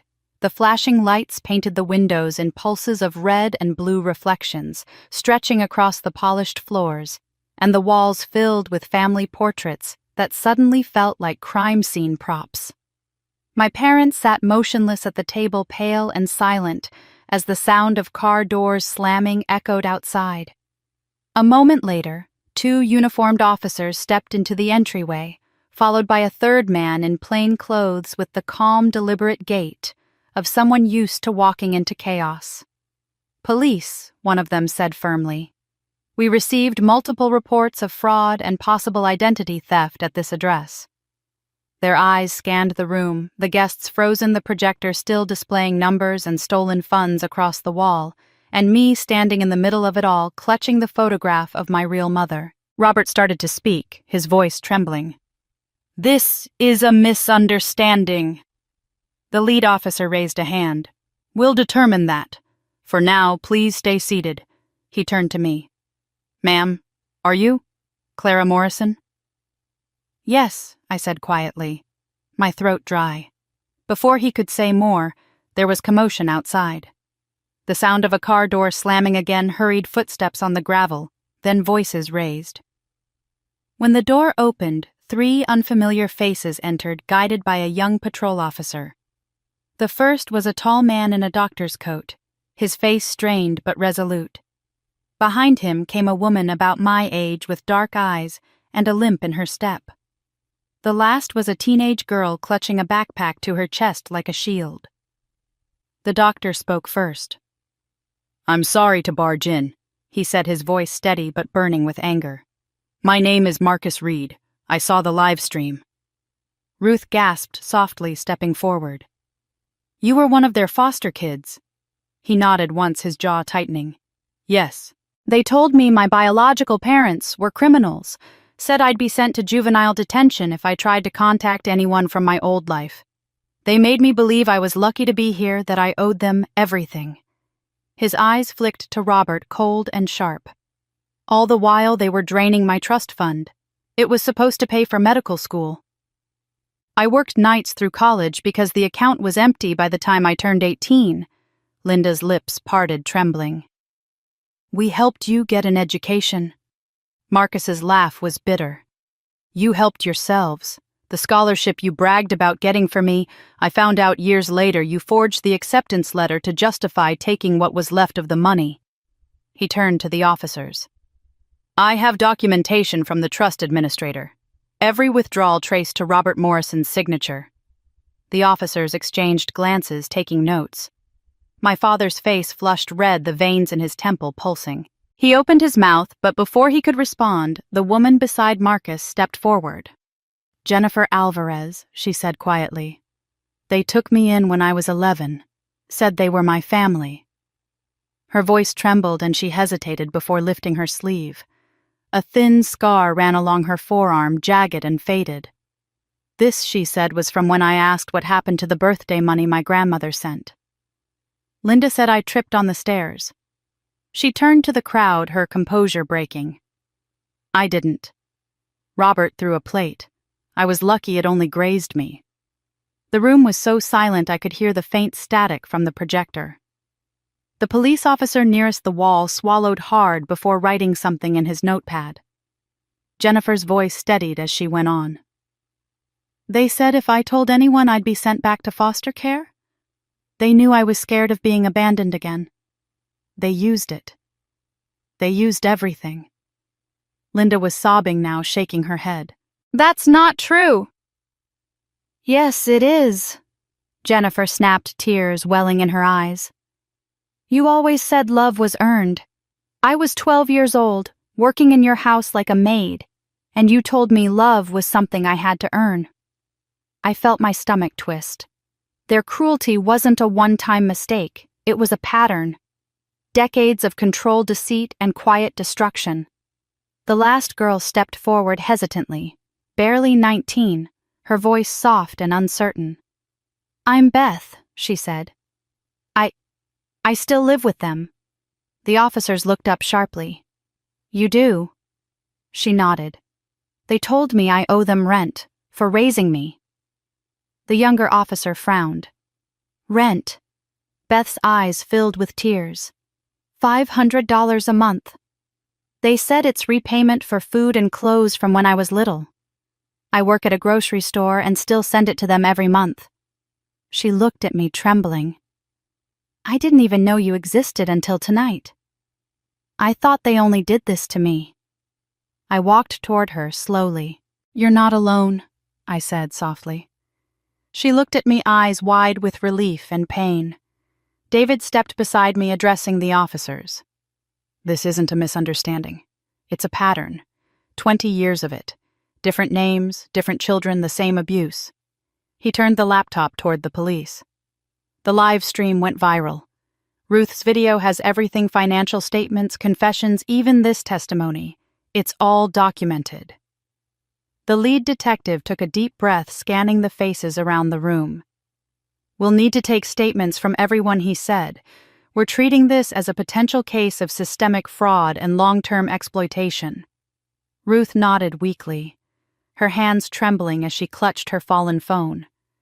It's all still online, she said.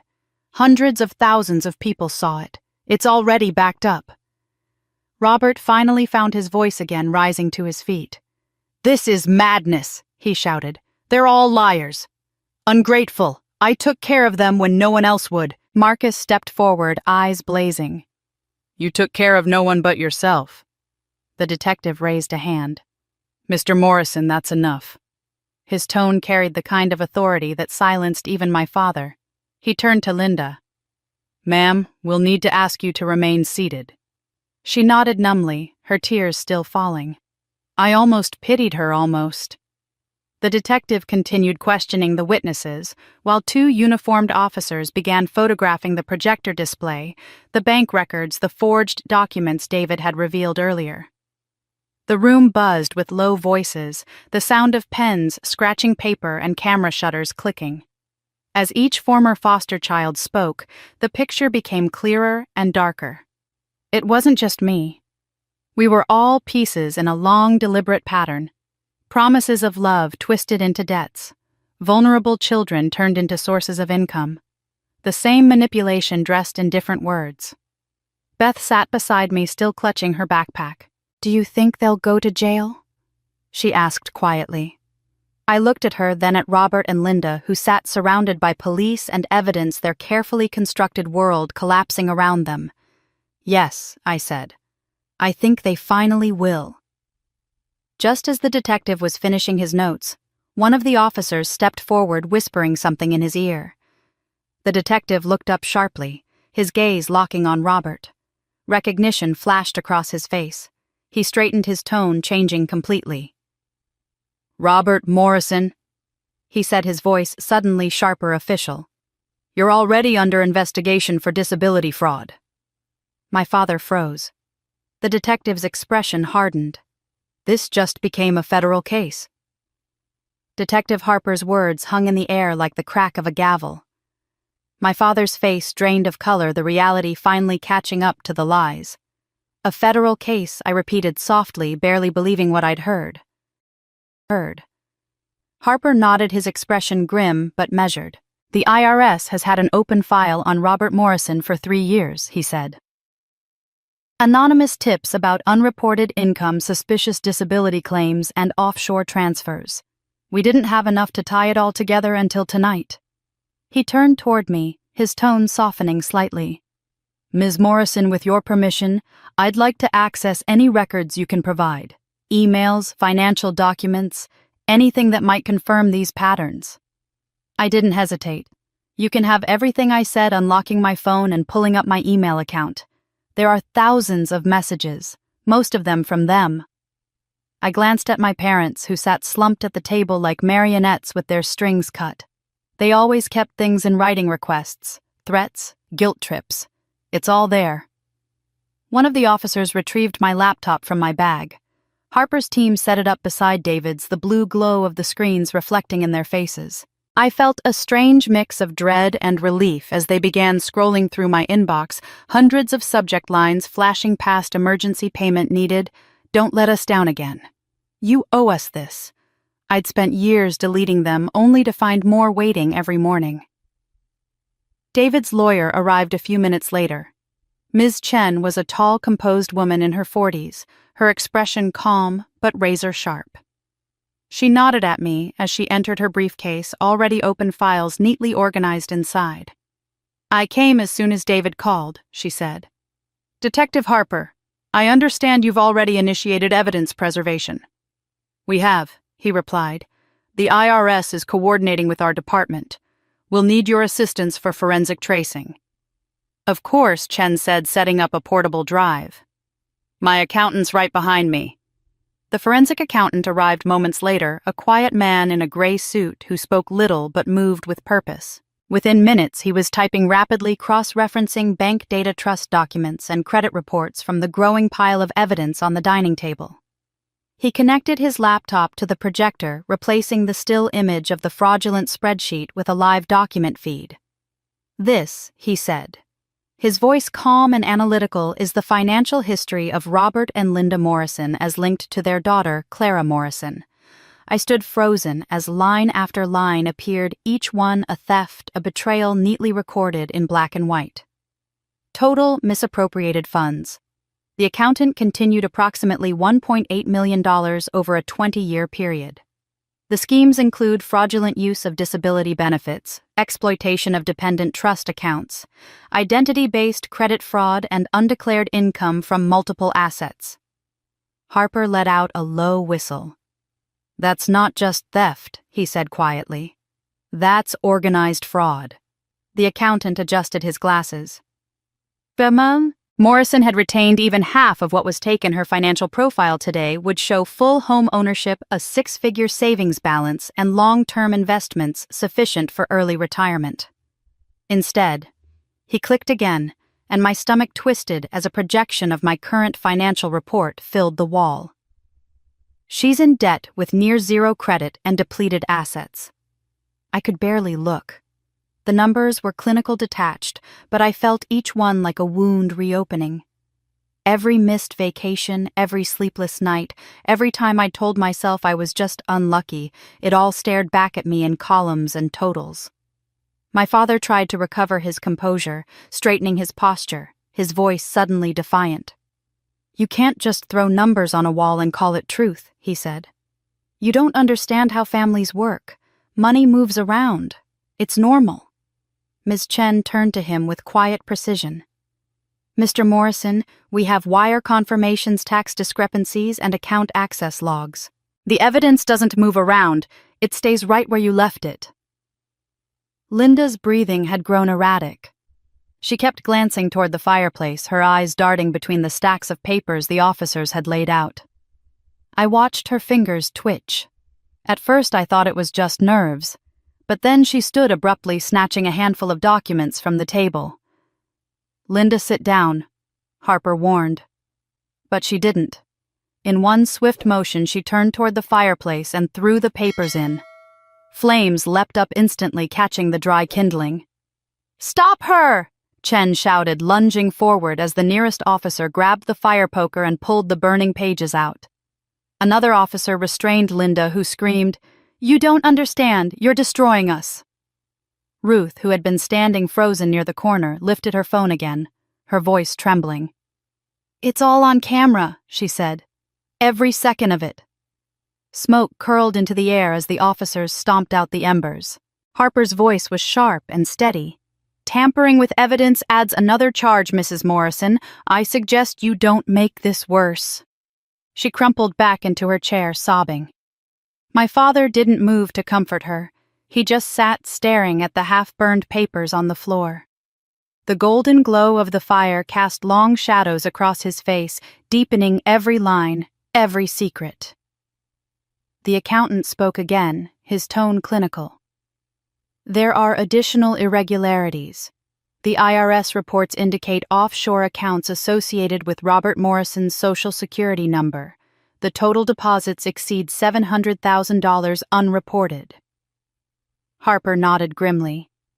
"That lines up with the tip we received in 2021. We didn't have names attached until now." My head spun. Someone tipped them 3 years ago? David looked at me carefully. Someone tried to stop this before. Maybe one of the other foster kids. Harper's voice softened slightly when he addressed me, "Miss Morrison, you've been through a lot tonight, but I need to thank you. These records will help us close multiple open investigations." I nodded numbly. My voice felt far away when I spoke. "I just want it to end." The accountant clicked one final time, consolidating the data. "I've organized everything for evidence submission," he said. "One last category remains estate documentation tied to Sarah Thompson's inheritance trust." Ms. Chen frowned. "Estate documentation?" The accountant hesitated, then looked up at her. "There's something off here. Signatures, dates, probate entries, they don't align." Linda's head jerked up, her tear-streaked face suddenly alert. "Don't," she said quickly. "Leave that out. It has nothing to do with tonight." But Chen was already leaning closer to the screen. "Show it," she said quietly. The accountant zoomed in on the scanned image of Sarah Thompson's will. My heart clenched when I saw the signature. My mother's name, Sarah, written in graceful cursive, but something about it felt wrong. Chen studied it for a long moment, then turned to Harper. "Detective, this signature was added after the notarization date. Different pen pressure, inconsistent ink tone. I'd bet everything this document was forged." Harper stared at her. Forged. Chen turned toward me, her voice steady but grave. "Clara, we found something else. Your birth mother's will was forged." The words hung in the air. Your birth mother's will was forged, and for a moment I couldn't tell if I was breathing. My legs felt weak, my throat dry as the full weight of what Ms. Chen had just said settled into the room. My parents, or whatever I was supposed to call them now, sat perfectly still like two statues carved from denial. Detective Harper leaned forward slightly, eyes narrowing. "You're sure?" he asked. Chen didn't hesitate. "I've already called a handwriting expert. He'll be here within the hour." Linda's hand shot out across the table. You can't just accuse people of forgery, she said, her voice shaking but defiant. You have no proof. Chen turned toward her, calm and surgical. That's what the expert is for. It didn't take long. 40 minutes later, a man in a tweed jacket arrived with a black case and the quiet confidence of someone used to unveiling lies. He introduced himself as Dr. Ellis, a handwriting analyst who worked with federal cases. I watched him lay out several documents on the table, the supposed will, my college loan applications, and various financial papers gathered from the investigation. He used a magnifier, tracing each stroke with a precision that made the room go silent. Different pressure points, inconsistent, slant mismatched looping, he said, his tone detached. These were written by two different people. The will specifically was signed by Linda Morrison, not Sarah Thompson. Linda flinched. That's absurd, she snapped. You're mistaken. Dr. Ellis didn't look up. The forgery isn't even particularly sophisticated. The S in Sarah is written in your hand, Mrs. Morrison. I compared it to your signature on several credit applications and mortgage documents. The curvature is identical. The silence that followed was heavier than before. My stomach twisted. I stared at Linda, at the woman who'd raised me, lied to me, stolen from me, and all I could think was that she had forged not only a will, but an entire life. Detective Harper spoke next. So Sarah Thompson's will was falsified to divert inheritance and guardianship. Chen nodded. And we believe that's only the beginning. She pulled another file from her briefcase and handed it to Harper. We located a safety deposit box registered under Sarah Thompson's estate. It was untouched for over 20 years. Inside was the original will. Harper glanced at me before reading aloud.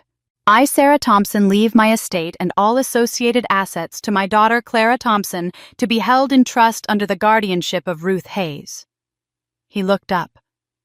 There's no mention of Robert or Linda Morrison anywhere.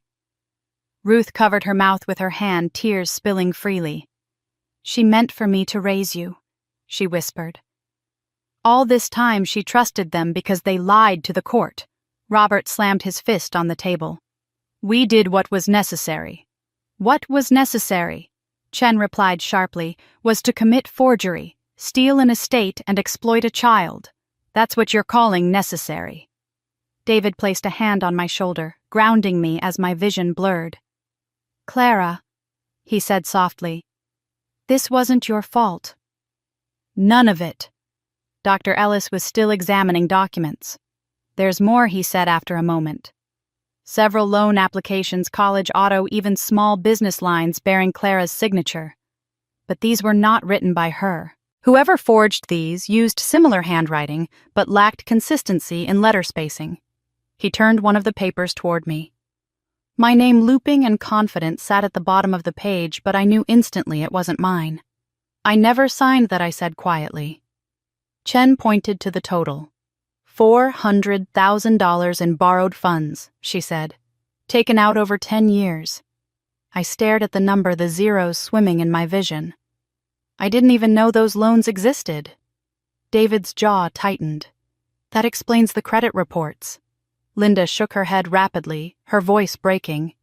It wasn't supposed to go that far, she said. We needed the money for... For what? I interrupted, my voice trembling. Your cruises, your golf memberships, your lies. Her lips trembled, but she didn't answer. Before anyone could speak again, Harper's radio crackled. He stepped aside, listening intently. When he returned, his tone was clipped. That was the FBI field office. They're en route. This case involves interstate financial activity, forged federal documents, and identity theft. It's officially under federal jurisdiction. Robert's head snapped up. You can't be serious. Harper gave him a hard look. I am. You're looking at multiple felony charges, wire fraud, tax evasion, falsification of records, and possibly extortion. You'll both be taken into custody once the agents arrive. The words hit like a thunderclap. Linda let out a strangled sob. Robert sat, rigid eyes darting toward the door like he was calculating escape routes. The flashing lights outside had grown brighter again, their reflection flickering across the window panes. Chen nodded to the accountant who had returned with more files. "There's one last piece of evidence," she said. "Footage recovered from a bank 5 years ago." She turned the projector toward the wall again, and a grainy black and white video appeared. I recognized the setting immediately, an ATM booth late at night. My father stood there holding a stack of papers. David was in the frame, younger, exhausted, standing opposite him. Linda stood outside the booth watching the street. "Sign it," Robert's voice said, muffled but clear. "I told you I don't understand what this is," David's recorded voice replied. Robert stepped closer, his face cold, menacing. "You'll sign it or your family loses everything." On screen, David's shoulders slumped. He signed. Linda glanced both ways, then nodded for them to leave. The room went completely still. My father didn't look away from the screen, but his jaw clenched so tightly the muscles twitched. David exhaled beside me, the old pain flickering behind his eyes. "That's the night I disappeared," he said softly. "The night he made sure you'd never know the truth." Harper nodded grimly. "That's enough." He signaled the officers to step forward. "Robert Morrison. Linda Morrison. You're both being detained pending federal investigation." Linda stood abruptly, tears streaking her face. "Wait, you don't understand," she cried, reaching for Harper. "He made me do it. He said we'd lose everything if I didn't help him." Robert turned on her instantly, his voice venomous. "You forged those papers, not me!" They shouted over each other, years of partnership collapsing in seconds. Ruth filmed silently, her camera steady this time. "The world deserves to see this," she whispered. I stood motionless, numb. Every truth that had been hidden was now exposed, every mask torn away. And then, in the middle of the chaos, Robert's voice cut through it all, a raw, strangled sound. "My heart," he gasped, clutching his chest. His eyes bulged, his face draining of color. "I'm having an attack!" Linda screamed as he collapsed forward onto the floor, the room exploding into panic. For a few frozen seconds, no one moved. Robert's body lay sprawled across the marble floor, his hand gripping his chest, his mouth opening and closing like a fish gasping for air. Linda screamed his name, dropping to her knees beside him. "Call an ambulance," she cried. "He's dying." Her voice cracked into something raw and theatrical. The officers already standing by rushed forward, though their faces betrayed skepticism. I stood rooted to the spot, my pulse thundering in my ears. Part of me wanted to help, to fall into the familiar role of the dutiful daughter who saves everyone. But another part of me, the one that had been quietly awakening over the past few hours, stayed utterly still. Something about the scene felt wrong. David took a cautious step forward, his eyes narrowing. "He's not dying," he said. His tone wasn't cruel, just certain. "He's performing." Linda spun toward him wild-eyed. "You heartless man, can't you see he's having an attack?" But David was already pulling out his phone. "I can," he replied. "Just not the kind you think." He turned the screen toward the officers pressing play on a video. It was grainy security footage from a gym time-stamped that very morning. There was Robert, in the same athletic jacket, now crumpled beside him, laughing with another man between sets. The camera caught him bench-pressing 200 pounds, his face red with effort, then swaggering around like a peacock as he boasted to the trainer. "Still strong even with a heart condition, right?" Disability checks don't stop muscles. The room went utterly silent, except for the faint sound of his own recorded laughter echoing from the phone. Linda froze. Robert opened one eye, realizing too late that the performance was collapsing. Detective Harper crossed his arms. "Impressive," he said dryly. "That's the best cardiac arrest I've ever seen." Dr. Marcus stepped forward from the crowd. He was one of the former foster children, tall, calm, with the weary steadiness of someone who'd seen too much tragedy to be easily fooled. "I'm a physician," he said. "Let me check his pulse." He knelt beside Robert, pressing 2 fingers gently against the man's wrist. A long, loaded pause followed. "Strong and steady," Marcus announced. No arrhythmia, no shortness of breath, no signs of distress. He's faking it. Linda's jaw fell open. You liar, she screamed. You're just trying to make him look bad. Marcus didn't flinch. He doesn't need my help for that, Mrs. Morrison. He's doing fine on his own. Ruth's camera had been rolling the entire time, capturing every second of the unfolding absurdity. The chat on her live stream began to explode, thousands of comments per second flooding in, some furious, others incredulous. I could see the numbers climbing on her screen, 200,000 viewers, then 250,000. This was no longer just a scandal, it was a national spectacle. In the middle of it all, one of the officers' radios crackled. "Dispatch, this is Central," a voice said. "We just got a call from Dr. Harold Burns, claims he has information regarding the Morrison case." Detective Harper's eyebrows lifted. "Patch him through," he said. The voice on the line came through trembling. "This is Dr. Burns. Oh God, I'm the one who falsified Robert Morrison's medical records. The disability forms the heart condition diagnosis. It was all fake. He paid me. Please, I'm willing to cooperate. Just don't charge me with obstruction." Harper smiled thinly. "Appreciate your honesty, Doctor. We'll be in touch." He turned the radio off and looked down at Robert, who was now sitting up, realizing his last lifeline had just vanished. David folded his arms. "Guess the performance didn't make it past the first act," he said quietly. Linda turned on her husband, her face twisted with rage. "You fool," she shrieked. "You ruined everything. This was our last chance for sympathy. You couldn't even faint properly." Her words hit like a slap in the air. Everyone heard them. The officers, the guests, the live stream audience. "Last chance," Harper repeated slowly. "You've done this before." Linda froze, realizing what she'd just said. I didn't mean—" "Yes, you did," I said softly. My voice felt foreign calm in a way that came only from the exhaustion of surviving too many lies. "You've been rehearsing tragedy your whole lives.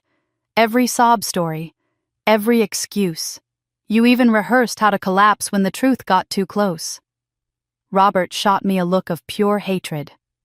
"You ungrateful brat," he hissed. "We gave you everything."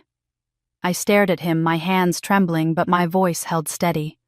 "No, you took everything, and you called it love." The EMTs arrived moments later, moving with practiced efficiency. One knelt beside Robert, running a quick assessment. "Pulse steady, oxygen normal," he said. "You're fine, sir." He looked up, a flicker of recognition crossing his face. "Wait, don't I know you?" Robert blinked. "What?" The EMT smirked. "Yeah, you're the guy who comes into my gym every morning bragging about gaming the system. I remember you saying your fake heart condition pays better than a real one." He glanced at Harper. "Guess that wasn't just talk." Laughter rippled through the room, not cruel laughter, but the kind born of disbelief, the release of years of tension snapping at once. Robert's face turned scarlet. Linda backed away from him as if proximity itself might burn her. "I told you this would happen," she shouted, her voice cracking. "You and your stupid schemes. You made me help you forge those papers. You made me pretend." Her words cut off abruptly as realization dawned. Ruth's camera was still rolling. The red light blinked steadily, capturing every damning word. David's eyes met mine. "They've just confessed to everything he whispered." I nodded, numb. My body felt light, as if I were floating above it all, watching the final act of a long, cruel play come to its inevitable end. The officers didn't even need to say anything this time. The evidence spoke for itself. Linda slumped into a chair, sobbing uncontrollably, muttering about how she never wanted it to end this way. Robert sat silent, his eyes unfocused, the weight of exposure finally settling onto his shoulders. For a fleeting moment, I almost pitied them. Almost. But pity was what had kept me chained to them for 35 years. I wasn't going back. The chaos began to fade into the background as Ruth's voice broke through, trembling. "Oh my God," she whispered. "Clara, look." I turned toward her phone. On the screen, comments were still pouring in the chat, scrolling faster than I could read. But one message stood out glowing at the top, highlighted by hundreds of reactions. "I'm Sarah's mother," it read. "Clara's real grandmother. I've been searching for her for 20 years. The room spun. My breath caught in my throat. Somewhere far away I heard Ruth gasp, "She's watching this right now." And for the first time that night, my heart truly stopped, not from fear, but from the impossible surge of hope. The words on Ruth's phone had barely left my mind when the knock came at my apartment door 2 days later. My heart thudded as I opened it, half expecting another officer or lawyer. Instead, an elderly woman stood there leaning on a polished cane. Her silver hair neatly pinned, her eyes sharp and trembling with emotion. "Clara," she whispered, as if saying my name might break her. For a moment I couldn't breathe. Her voice carried something I hadn't felt in a long time, unquestionable warmth. "I'm Eleanor," she said softly. "Sarah's mother. Your grandmother." The world seemed to tilt. I invited her in my hands, shaking as I poured tea I could barely taste. For a while, neither of us spoke. She took my hand across the table, her grip surprisingly firm. "I've been looking for you for 20 years, she said, her voice breaking. "When Sarah died, I was told you both perished in the accident. It wasn't until last week, Ruth's video, that I realized you were alive. I hired investigators, private agencies, I even sold my house to keep the search going. But they forged death certificates, sealed records, erased every trace of you." My throat tightened. "They told me you died too," I whispered. "They said I had no one left." Tears filled her eyes. "You were never alone, sweetheart. They stole you from me." We sat like that for what felt like hours, 2 generations of women trying to piece together 20 years of stolen time. She showed me a small photograph of my mother Sarah holding me as a toddler. It was the same face I saw every morning in the mirror, the same eyes. For the first time, the reflection made sense. When she finally left, promising to return for the trial, I felt something inside me shift. The girl who'd spent her life apologizing for existing was gone. In her place stood someone who wanted truth more than comfort. The next morning, Ms. Chen met me in her office, files spread across her desk like a battlefield map.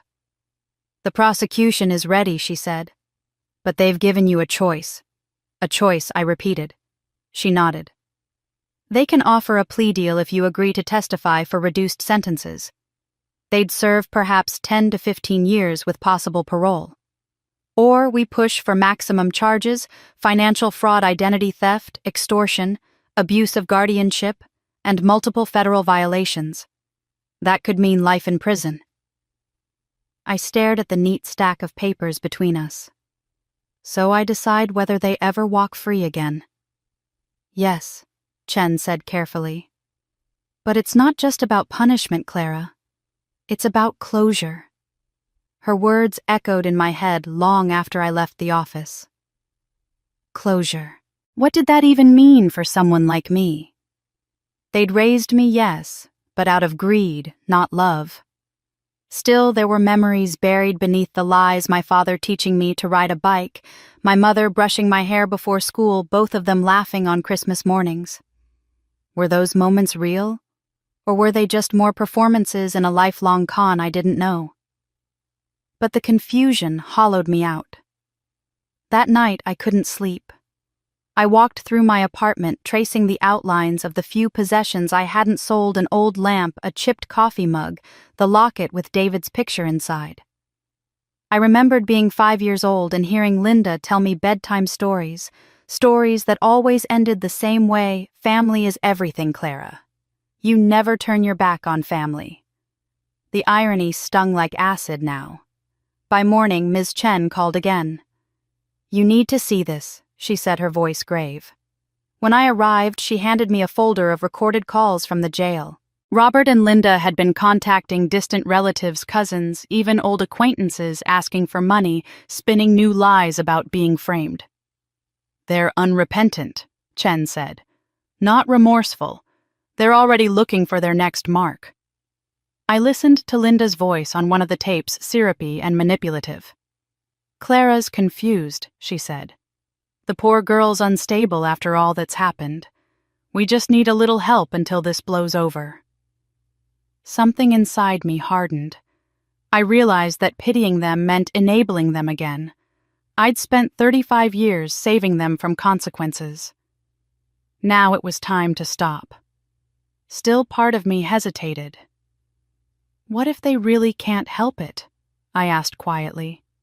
"What if this isn't just greed but something broken inside them?" Chen sighed. "Then let justice include accountability. You can request mental health evaluation as part of sentencing. But Clara, don't confuse compassion with surrender.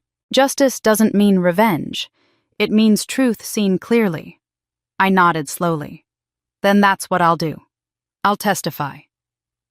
For the first time, the words didn't tremble when I said them. The next few weeks passed in a blur of preparation depositions, interviews, rehearsing testimony. The prosecutors walked me through every document, every stolen dollar, every forged signature. Each piece of evidence felt like a fragment of my stolen life being returned. Eleanor came to each meeting sitting quietly in the back, her presence a steady anchor. Sometimes I caught her looking at me with pride that made my chest ache. When the letter trembled in my hands. The paper was thin, cheap, the kind used for inmate correspondence. It smelled faintly of disinfectant, and something metallic like fear. The words were written in Linda's perfect cursive, the same elegant script that had signed forged wills, stolen checks, and lies I once called love. "If you testify, you'll regret it. Mom." That last word, Mom, was the cruelest part. It was an anchor thrown into a sea I'd finally begun to cross. I folded the letter carefully, placed it back in the envelope, and stared out my window as the morning light crept across the skyline. It was the day of the trial, and I was ready. By the time I arrived at the courthouse, the world already knew my name. Ruth's video had gone viral weeks ago, translated into 6 languages, turned into headlines about greed, betrayal, and the price of silence. Now reporters lined the courthouse steps like vultures waiting for a fresh carcass. Cameras flashed, voices shouted my name, and microphones lunged forward with the desperation of those who profit from other people's pain. I kept my head high, clutching my bag like a shield as Ms. Chen guided me through the chaos. "Keep your focus on the testimony," she whispered. "Let them chase spectacle. You tell the truth." Inside, the air was colder, quieter. Rows of benches filled with spectators, journalists, and former acquaintances who used to greet my parents with air kisses and golf club smiles. Now they sat on the prosecution's side, avoiding my gaze. At the far end of the room, Robert and Linda were escorted in by guards. The sight of them in orange jumpsuits hit harder than I expected. My father's once imposing posture was stooped, his hair grayer, but his eyes still burned with defiance. Linda, by contrast, looked hollowed out, her makeup gone, her composure cracked. For a fleeting second, I saw the woman who used to braid my hair before school humming softly as if love could be rehearsed. Then I remembered the letter, and the pity evaporated. The trial began with formalities, the charges read aloud, the record of evidence submitted, the prosecutors outlining a timeline of 2 decades of manipulation and theft. Every sentence was a wound reopened. When my name was finally called to the stand, I stood on shaking legs but found my voice steady. The truth had become my armor. I began with the early years, the foster payments, the gradual conditioning that taught me debt was love and obedience was gratitude. I explained how I'd been told I owed them for existing, how every paycheck I earned was filtered through their approval. I described the night I lost my job, how they'd mocked me for being irresponsible, and how I'd still paid their bills until I had nothing left. Each word felt like releasing a stone I'd carried in my chest for years. The prosecutor, a sharp woman named Ramirez, guided me gently. "Ms. Morrison," she said, "can you tell the court how your parents responded when you attempted to stop the payments?" "They threatened to cut me off emotionally," I said. "My mother told me I'd die alone like an ungrateful orphan. My father said they'd make sure I never worked again." A murmur rippled through the courtroom. Ramirez nodded, signaling the clerk to project the evidence. My phone screenshots appeared on the large monitor text messages filled with guilt manipulation and outright threats. The jurors leaned forward, expressions shifting from skepticism to horror. Then came the financial proof, the forged signatures, the bank statements, the videos of extortion. Ruth's footage from Christmas Day was replayed for the record. I forced myself to watch as the woman who had birthed my humiliation now sat beside me, her face unreadable, her eyes fixed on the floor. Ramirez turned to the judge. "Your Honor, with permission, we'd like to present additional evidence recently discovered through subpoena." She clicked her remote and the next slide appeared. It was an insurance document, 2 of them actually. Both bore my name. Both listed Robert and Linda Morrison as beneficiaries. "Life insurance policies," Ramirez said, her tone grim. "Taken out on the victim, Ms. Morrison, by the defendants over a period of 6 years. Combined payout value $2 million. Gasps echoed through the courtroom. My stomach dropped. I had expected theft fraud lies, but not this. Ramirez continued. "The prosecution cannot prove an intent to harm, but the existence of these policies raises serious questions about motive. Were they planning to stop at financial exploitation? Or was there something worse in mind?" Robert's attorney leapt to his feet. "Objection. Speculation." "Overruled," the judge said. "The jury may draw its own conclusions." Linda's head jerked toward Robert. "You said it was just a precaution," she hissed loud enough for everyone to hear. Ramirez let the silence linger before turning back to me. "Ms. Morrison, were you aware that your parents had taken these policies out in your name?" "No," I said. My voice cracked. "I was not." A shiver ran through the room.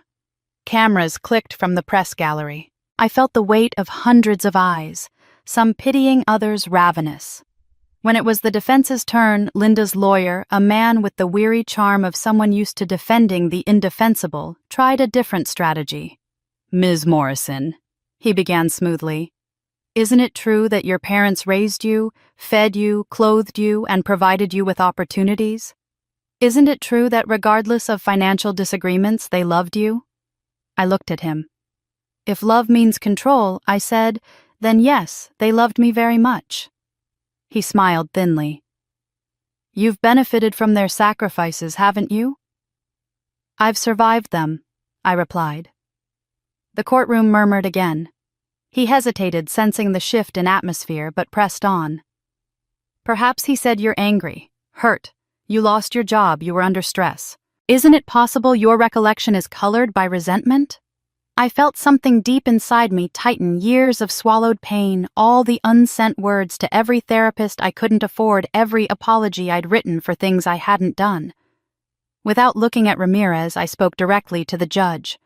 "Your Honor, may I submit a piece of evidence personally?" The judge nodded.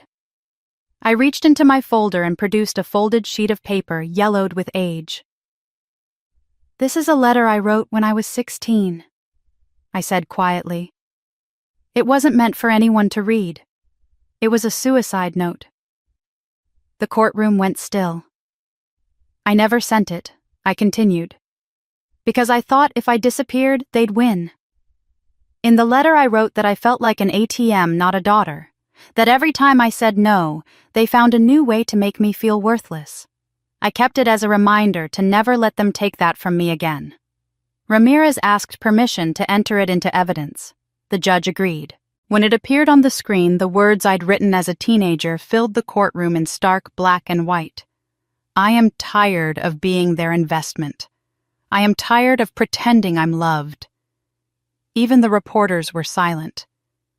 The defense attorney cleared his throat, but didn't speak again.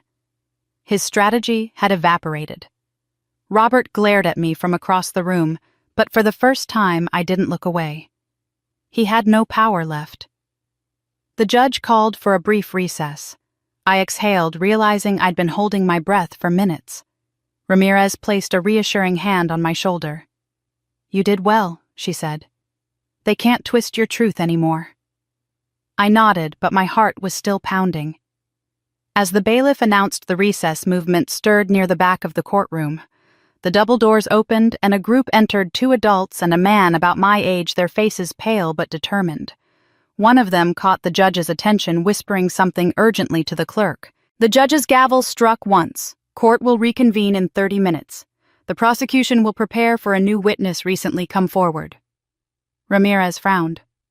"A new witness." The clerk handed her a note. I saw her eyes widen as she read it. Then she looked at me. Disbelief written across her face. "It's his first family," she whispered. "Robert's wife and children from 30 years ago." My heart lurched. The cameras were already turning toward the door. Flashes beginning again. The storm wasn't over, it was only gathering strength. The courtroom was buzzing before the recess even ended. Whispers spread like static as reporters refreshed their feeds trying to verify the name of the surprise witness. I sat at the plaintiff's table, my palms pressed flat against the wood, trying to steady my breath. My pulse felt loud in my ears. Ruth had stopped filming per court order, but the eyes of the public were still everywhere on screens, in news tickers, in strangers waiting outside to see justice unfold. When the bailiff opened the doors again, 3 people entered. A woman in her 60s with steel gray hair and a posture that carried both anger and exhaustion. Beside her, a man who looked to be around 40, and a woman a few years older with the same piercing blue eyes I'd spent a lifetime seeing in the mirror of my father's face. Robert didn't look up at first. It wasn't until the woman cleared her throat that he finally turned his head. For the first time since the trial began, the color drained from his face. "Martha," he whispered. The judge motioned for order. "Please state your name for the record." "Martha Reynolds," the woman said, her voice firm but shaking at the edges. "Formerly Martha Morrison. I was married to that man from 1979 to 1993. Gasps rippled through the spectators. Robert's lawyer stood immediately. "Objection, Your Honor. This is unrelated to the current charges," overruled, the judge said before he could finish. "The court will hear this testimony. Proceed, Ms. Reynolds." Martha's hands trembled as she unfolded a stack of papers. "I brought records," she said, glancing toward the prosecution. "Bank statements, marriage certificates, even the police report from when he disappeared." I leaned forward, unable to breathe. She continued, her tone steadying. "Robert drained every cent from our joint account savings pension, even the college fund for our 2 kids. Then one night he drove his car into the woods outside Portland and vanished. They found the vehicle, but not him. The police presumed he'd died. I buried an empty casket." She turned to face Robert, and for a moment the courtroom was silent except for the faint hum of the air conditioner. "He didn't die. He just changed his name." The prosecutor stepped closer. "Ms. Reynolds, how did you discover he was still alive?" She gave a bitter smile. "He called me. 5 years later. Said he was a different man now and needed a little money to get back on his feet. I sent him $2,000 hoping maybe he'd changed. He disappeared again. I didn't hear from him until I saw his face on the news this week." I stared at Robert, whose jaw was locked tight. His lawyer whispered something to him, but he didn't respond. The 40-year-old man next to Martha stood. "May I?" he asked. The judge nodded. He introduced himself as Michael Reynolds. "I'm Robert's son," he said. "At least that's what my mother told me growing up. I spent most of my life wondering what kind of man could walk away from his family like that. I didn't get my answer until I was about 25 when he called me. Said his name was Richard Miller. Pretended to be a long-lost uncle. He told me my father had died heroically and that this Richard, had been close to him. Then he asked me for a loan." Several jurors exchanged horrified glances. Michael's hands clenched at his sides. I sent him money. $1,000 the first time, then more over the years. Every time he'd change his story, he needed surgery. He was starting a business, he was dying. I believed him until my wife finally caught on and traced one of his phone numbers. It led back to him. To Robert Morrison. He turned toward me, then his expression softening slightly. I'm sorry, he said quietly. I know he did worse to you. But I need you to understand he's been doing this his entire life. Ramirez nodded to the bailiff, who handed her another folder. Your Honor, we have evidence corroborating Mr. Reynolds's claims, she said. Travel records, financial transfers, and at least 12 aliases tied to Robert Morrison over the past 3 decades. She listed them one by one. Richard Miller, Robert Mason, Anthony Moreau, Dean Roberts. Each name was a mask, a different life built on someone else's trust. With every new identity he had left a trail of theft, abandoned families, and unpaid debts. The prosecutor continued. We also have evidence that Mr. Morrison married at least 3 women under these false identities, none of whom he legally divorced. And there are active warrants for his arrest in Oregon, Nevada, and Illinois for fraud and bigamy. The jury audibly gasped. I felt my stomach twist, nausea rising. I'd thought I'd seen every version of his deceit, but I'd been wrong. He hadn't just ruined my life, he'd destroyed others long before I ever existed. Robert's lawyer tried to object again, his voice rising in desperation, but the judge silenced him. The objection is noted and denied. The pattern of behavior is relevant to motive and character. Next came Linda's sister. Her entrance sent another ripple through the courtroom. She looked nothing like Linda, her hair silver, her demeanor calm, but heavy with remorse. When she took the stand, she refused to look at her sister. My name is Janice Moore, she said, and I want to tell the truth. Linda's face crumpled. Janice, don't do this, she whispered. But Janice did. She described meeting Robert at a party decades earlier before he'd disappeared with Martha's money. He was charming, she said.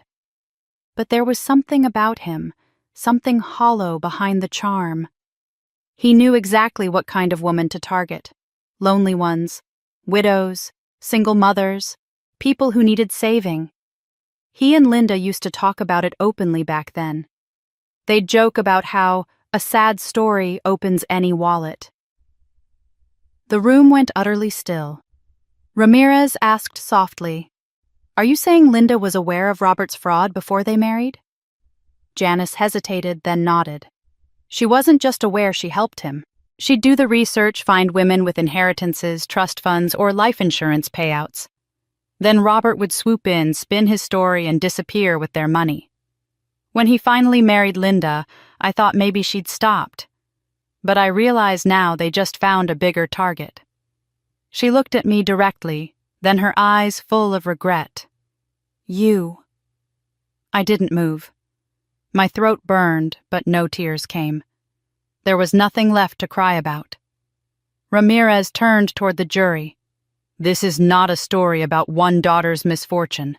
This is a career criminal's pattern, a man who exploited families across decades, aided by a partner who knew exactly what he was doing. Robert suddenly slammed his hand against the table, making several people jump. You're all liars, he shouted. I did what I had to do to survive. None of you would understand what it takes to keep a family fed. Fed. Martha's voice cut through the air like a blade. You left us with nothing but debt and a casket full of dirt. The bailiff moved closer, ready in case he became violent, but Robert sank back into his chair, panting heavily.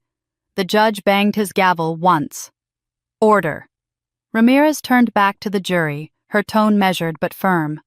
Ladies and gentlemen, what you've just heard establishes a pattern of exploitation spanning nearly 40 years. Ms. Morrison was not his first victim, but she may finally be the last. I sat in silence, the words echoing in my head. The jury's faces were pale, some shaking their heads, others taking deep breaths. I caught a glimpse of Ruth in the gallery, her hands clasped tightly, her expression somewhere between grief and vindication. When Martha stood again, I thought she was leaving, but instead she looked directly at the judge. Her voice was steady now, stripped of all bitterness, carrying only truth. "Your Honor," she said, "there's one more thing." The courtroom froze. Even Robert looked up wary. Martha's gaze shifted toward me. "Clara," she said softly, "you have a half-brother, and he doesn't know you exist." The judge's gavel struck again, calling for order over the sudden uproar, but the world had already gone silent in my ears. I could only hear that single phrase, one that felt like both a wound and a door opening into another life I'd never known. The courtroom felt different the next morning. The air was still charged with tension, but underneath it was something softer. Anticipation, maybe even hope. Martha's revelation had reshaped everything. I barely slept, replaying her words over and over until dawn blurred into gray light. A half-brother. Somewhere out there, someone with my blood, someone who had lived a completely different life. When I walked into the courthouse, I half expected to see another ghost from Robert's past waiting in the hallway. Instead, a tall man in a navy suit stood near the entrance, talking quietly with Ms. Chen. He turned as I approached, and for a moment, it felt like looking into a mirror I didn't know existed. "Clara," he said, his voice cautious but warm. I nodded. "Thomas." He smiled, and something in me cracked open. There was no hesitation, no awkward distance. He just stepped forward and hugged me. I froze, then let myself lean into it. His embrace was steady, real. No strings attached, no silent expectations hiding behind it. When he pulled back, his eyes shone with tears. "I had no idea," he said. "Mom told me she thought Dad was dead. I didn't even know he'd started another family, if you can call it that." "Neither did I said quietly. "Until yesterday." He laughed softly, shaking his head. "I guess we both got blindsided by the same man." We sat together before the proceedings started. He told me he was an engineer in Seattle, that he had 2 kids, a wife who taught elementary school, and a small cabin by a lake. "We grew up thinking Dad was this tragic hero," he admitted, "a man who sacrificed everything for family. It took seeing you on the news to realize he just kept reinventing himself and leaving wreckage behind every time." I looked at him, studying his face. The same high cheekbones, the same hint of Robert's eyes, but softened kinder somehow. "You seem normal," I said. "Stable." He chuckled. "Therapy helps. And distance from his shadow." His tone turned gentle. "You don't have to be his shadow either, Clara. You're free now." "Free." The word landed like a promise. When the bailiff called the courtroom to order, Thomas took a seat in the second row behind me, nodding as if to say, "I've got you." For the first time, I believed it. The trial resumed with closing statements. The prosecutor's voice carried through the room, deliberate and unwavering. For over 3 decades, Robert Morrison built his life on lies. He exploited the people closest to him, wives, children, foster kids, turning love into leverage. His partner, Linda Morrison, enabled every step of his deception. Together, they stole more than money. They stole futures, trust, and identity. As Ramirez spoke, she gestured toward me. Ms. Clara Morrison represents not just one victim, but an entire pattern of predation. The evidence is overwhelming. We ask this court to deliver a verdict that reflects not only the financial crimes, but the moral devastation they inflicted. Robert sat motionless at the defense table, his eyes fixed on the wall. Linda fidgeted beside him, her hands twisting in her lap. I felt no anger left for them, only exhaustion. When the defense tried to make one last plea for leniency, citing Robert's age and declining health, the courtroom let out an audible scoff. No one believed it anymore. The judge sent the jury to deliberate. The room emptied into a hum of low conversation. I stared at the empty space where the jurors had sat, imagining the arguments unfolding behind closed doors. The clock ticked slow and heavy. An hour passed, then another. 2 hours, and the bailiff returned with a nod. The jury had reached a verdict. Everyone rose as they filed back in. My knees felt weak, but Thomas's steady hand on my shoulder anchored me. The forewoman stood. On the charge of fraud, we find the defendants guilty. On the charge of identity theft, guilty. On the charge of extortion, guilty. On the charge of elder abuse, guilty. On all 47 counts, guilty. The words seemed to echo forever. For a second, no one moved. Then a sound rose from the gallery, a soft gasp followed by applause that grew louder until the judge struck his gavel for order. Even he looked moved. Robert slumped back in his chair, staring at the floor. Linda began to cry, shaking silently. The judge cleared his throat. Robert Morrison, the court sentences you to 25 years in federal prison with no possibility of parole or early release. Your crimes demonstrate a sustained and deliberate pattern of manipulation, theft, and psychological abuse. He turned to Linda. Linda Morrison, you are sentenced to 15 years in federal prison with a minimum of 10 to be served. Your participation was willful and marked by particularly cruel emotional manipulation of a child entrusted to your care. A murmur of approval rippled through the room. Even the reporters who had spent weeks feasting on the scandal seemed subdued, like they finally understood this was more than spectacle. It was justice. I felt tears sting my eyes, not from sadness, but release. The weight I had carried my whole life was finally shifting. Ruth's camera, allowed back in for the verdict, captured everything, the moment my parents' empire of lies crumbled the faces of jurors who looked both horrified and relieved the way Thomas's hand tightened on my shoulder, as if claiming me as family in front of the world. Ms. Chen leaned in. It's over, she whispered. But something in me knew it wasn't not completely. Closure is never clean. It's jagged, uneven like glass that still cuts if you touch it. The judge thanked the jury, dismissed the courtroom, and the guards stepped forward to escort Robert and Linda away. As they stood, Linda turned toward me, her face streaked with tears. For a moment I thought she might apologize, but instead she whispered, "You've ruined us." I met her eyes. "You ruined me first." Robert said nothing. His jaw clenched tight as the handcuffs clicked into place. The sound was sharp, final, almost musical. The crowd began to disperse, reporters shouting questions, cameras flashing. But all I could see was Thomas standing beside Martha, his arm around her shoulders, their eyes on me, two people who had known the same monster in different forms. When the guard started leading Robert toward the exit, he paused. He turned his head, looking at me with something between hatred and something darker amusement. His voice carried clearly across the silent room. "Clara," he called. "Check your mother's garden under the roses." The guards tugged him forward, but his words lingered, echoing off the marble walls. Linda spun toward him. "Robert, stop!" she hissed, but he was already being pulled away. The prosecutor frowned. "What does that mean?" I shook my head, my heartbeat quickening. "I don't know. Ruth's camera caught it all." Robert's smirk, my confusion, the way everyone froze for that split second as if trying to decipher whether it was one last manipulation or something more sinister. When the doors finally closed behind him, the applause started again, louder this time, rising like a tide that washed away decades of silence. But even as people clapped, as Thomas hugged me and Martha wiped her eyes, those final words looped in my head like a whisper I couldn't escape. "Check your mother's garden. Under the roses." And somewhere deep down, I knew the story wasn't finished yet. When the deputies showed up at the house, I followed them in silence.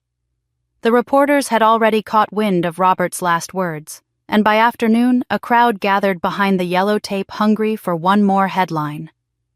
"Check your mother's garden under the roses." The phrase wouldn't stop echoing in my mind like a riddle that refused to rest. The roses were still in bloom despite the winter chill, their petals pale and trembling in the cold. The soil looked too perfect, too recently turned. The police brought in a metal detector and a small team with shovels, their breath fogging the air. I stood at the edge of the garden, hugging my coat around me, feeling the old house watching from behind me, its windows dark and soulless, now stripped of the illusion it once wore so proudly. When the shovel struck something hard, the sound jolted through me. The officer knelt and brushed away the dirt with gloved hands. A metal corner emerged, rusted rectangular. A lockbox. He lifted it carefully, placing it on the porch railing like something fragile. The hinges were sealed with corrosion, but one firm strike broke the latch. The lid opened with a sound like a sigh. Inside were papers aged yellowed, some tied neatly with faded ribbons. On top lay a sealed envelope with my name written in delicate handwriting. I knew that handwriting from photographs Ruth had shown me of Sarah. My mother. For a moment the world tilted. I couldn't breathe. My hands trembled as I reached for it. The officer handed me gloves, but I couldn't bring myself to wear them. I needed to feel the paper. The ink had faded, but the words were still legible. To my darling Clara, it began. I sank onto the porch step and began to read aloud softly, my voice breaking with each line. She had written them before she died. Letters meant for birthdays I never celebrated with her. Letters Linda must have stolen, hiding them here like secrets too dangerous to let me see. Sarah's words were warm, gentle, overflowing with love. She wrote about the day I was born, the way I clung to her finger, the promise she made to protect me always. If you are reading this, one letter said, then I am gone. But please know, my sweet girl, you are loved beyond measure. Never let anyone make you feel worthless. I pressed the page to my chest. My heart felt like it was both breaking and mending all at once. Every cruel word Linda had ever said, every sneer from Robert about how I owed them, was suddenly reframed. They hadn't just stolen money, they had stolen love itself. Under the letters were photographs. My parents, Sarah and a man I didn't know, standing in front of a glass building with a logo I recognized from the tech magazines in our office. Echelon Systems. I flipped one photo over. In Sarah's handwriting, our first company milestone, Clara's future begins here. Ms. Chen arrived as the police cataloged each document. When she saw the logo, she frowned. Echelon Systems sold 15 years ago, she said quietly. Acquired for a few million. She made a quick call, pacing the yard as she spoke with someone on speaker. Her tone shifted from calm professionalism to stunned disbelief. When she returned, she held up a printout from a database. Clara. She said, her voice gentle but firm. Your mother didn't leave you $300,000. The trust she set up for you was valued at just over $3 million. The world went silent again. I looked at the house, the manicured lawn, the imported marble floors I used to scrub as a teenager, while Linda complained about the rising cost of good help. My throat tightened. They spent it all, I whispered. Ms. Chen nodded. Every penny. I opened another letter. Sarah's tone was different here, more urgent. If anything happens to me, Ruth knows where to find the documents. Do not let anyone tell you otherwise. Remember, the truth is your inheritance, not the money. The police continued pulling items from the box, my real birth certificate naming Sarah Winters as my mother, and an address I'd never seen. A photo of Ruth holding me as a toddler. Even a small locket with a dried flower inside. I realized then that the locket I'd been wearing all these years, the one with David's picture, had been given to me by Linda. She'd replaced what my mother left with something else, another false memory. The last envelope in the box was addressed not to me, but to my future daughter from her mother's mother. Eleanor's handwriting. She gasped when she saw it, pressing her hand to her mouth. She must have left this for me, she whispered, tears spilling freely. She read it aloud through her sobs. Take care of her, Mama. She's strong like you. Teach her that love is not control. Eleanor folded the letter and pulled me into her arms. I didn't resist. I hadn't cried during the trial, not even when the verdict was read. But now the dam broke. 20 years of silence, guilt, and confusion poured out in heaving sobs against her shoulder. She stroked my hair like a mother would, whispering the same words Sarah had written. You're loved beyond measure. When I finally pulled back, my eyes were swollen and raw. The police had cleared the area, marking the box as evidence, but allowing me to keep the letters for safekeeping. I sat on the porch long after everyone else had gone, holding them like pieces of a life stolen, and returned too late. David stood by the gate, watching quietly. The last of the daylight painted his face gold. "You found her," he said softly. "I found everything I didn't know I'd lost," I replied. He nodded, stepping closer. "I kept my promise. I came back when you were free." "I know," I said, my voice barely a whisper. "But I'm not the same woman you left." He smiled sadly. "And I'm not the same man. Maybe that's okay." We didn't need to say goodbye. The look we shared said it all, a quiet acceptance that love could survive, even if it couldn't return to what it once was. As night fell, the garden seemed almost peaceful again. The roses glowed faintly under the porch light, their petals brushing against each other in the breeze like soft applause. For the first time, I didn't see them as the symbol of Linda's vanity, but as proof that even in poisoned soil, beauty could grow. Eleanor brought me tea and we sat together without speaking. The warmth of the cup steadied me. Ruth had promised to air a final broadcast the next day, one not about scandal, but about resilience. The woman who carried her family for 35 years finally put the weight down she'd said earlier, smiling through tears. Thomas came out last, carrying a few remaining papers from the box. "You should see this," he said. His voice was steady, but his eyes were wide. He spread the documents on the porch floor, careful not to smudge the ink.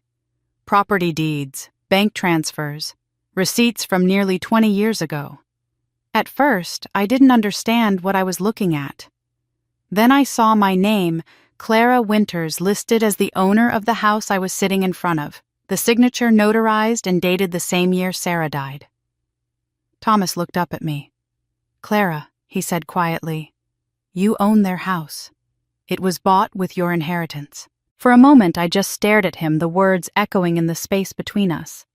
Then I looked at the house again, its lights flickering on a timer that no longer had a family to serve. The walls that had watched me cry, work, and starve now belonged to me.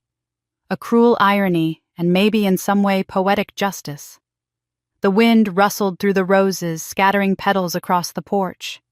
Somewhere deep inside, I felt Sarah's presence, gentle, forgiving. Maybe this was how healing began, not with revenge or even justice, but with truth unearthed from the dirt. Still, as I held the deeds in my hands, one thought lingered. The house might belong to me now, but it would never be home. The first morning I woke up knowing the house was legally mine felt surreal. The sunlight coming through the windows seemed different, warmer somehow, as if the walls themselves had shifted from hostility to neutrality. Still, I couldn't quite bring myself to call it home. The paperwork had taken weeks, filled with legal jargon and signatures that finally confirmed what Thomas had discovered. The deed was now under my name. The cars, the furniture, even the second property Robert used to brag about owning for investment diversification, all of it traced back to my inheritance, siphoned off piece by piece. My attorney estimated $1.2 million in recoverable value, not counting damages or back interest. When she handed me the official documents, she said softly, "This is justice, not charity." I nodded, but the word justice still felt foreign on my tongue. The first thing I did after reclaiming everything was visit the country club, the same one where my father used to parade me as a responsible daughter, all while taking out loans in my name. I wore a tailored cream suit and carried myself the way I used to imagine successful women did, calm, polished, untouchable. When I walked through the lobby, heads turned. The same men and women who used to smile indulgently at my parents now whispered behind their napkins. A few offered me tight, uncertain smiles, testing whether it was safe to acknowledge me. The manager himself came out red-faced, fumbling for words. "Ms. Morrison," he stammered. I didn't expect—" "I'm sure you didn't," I said, handing him my new membership confirmation. "I'm the new owner of the Morrison account. My dues are paid in full." He nodded quickly, ushering me toward the lounge with exaggerated courtesy. I ordered tea, the same brand my father had insisted was too bitter, and sat by the window overlooking the golf course.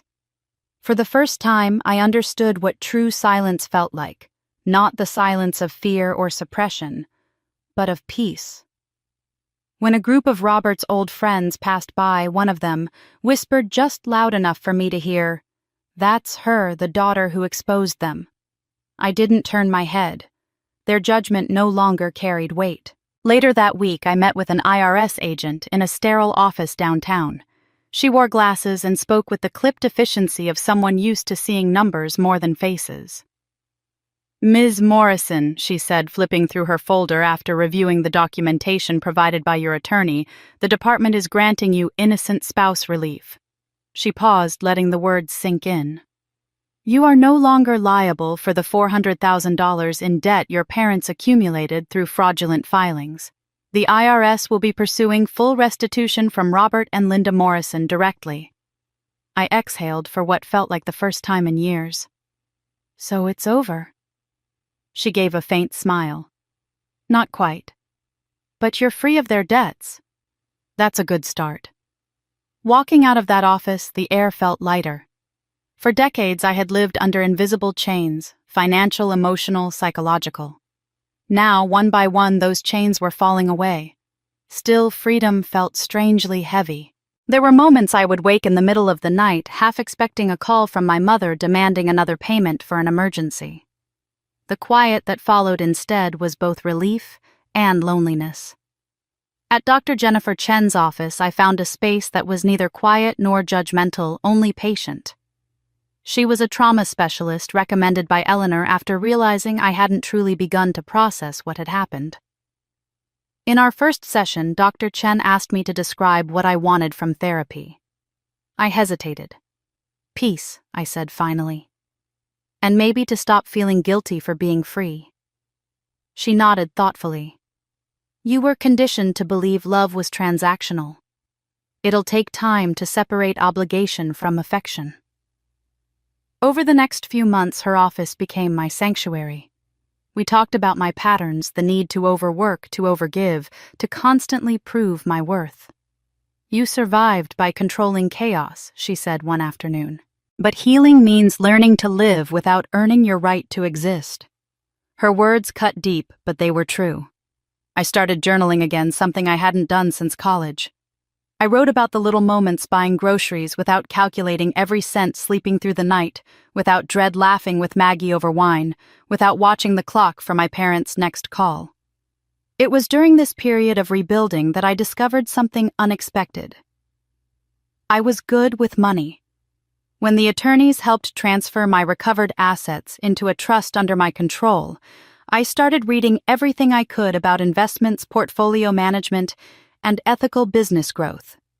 The irony wasn't lost on me. After decades of being drained dry by others, I finally understood the language of wealth.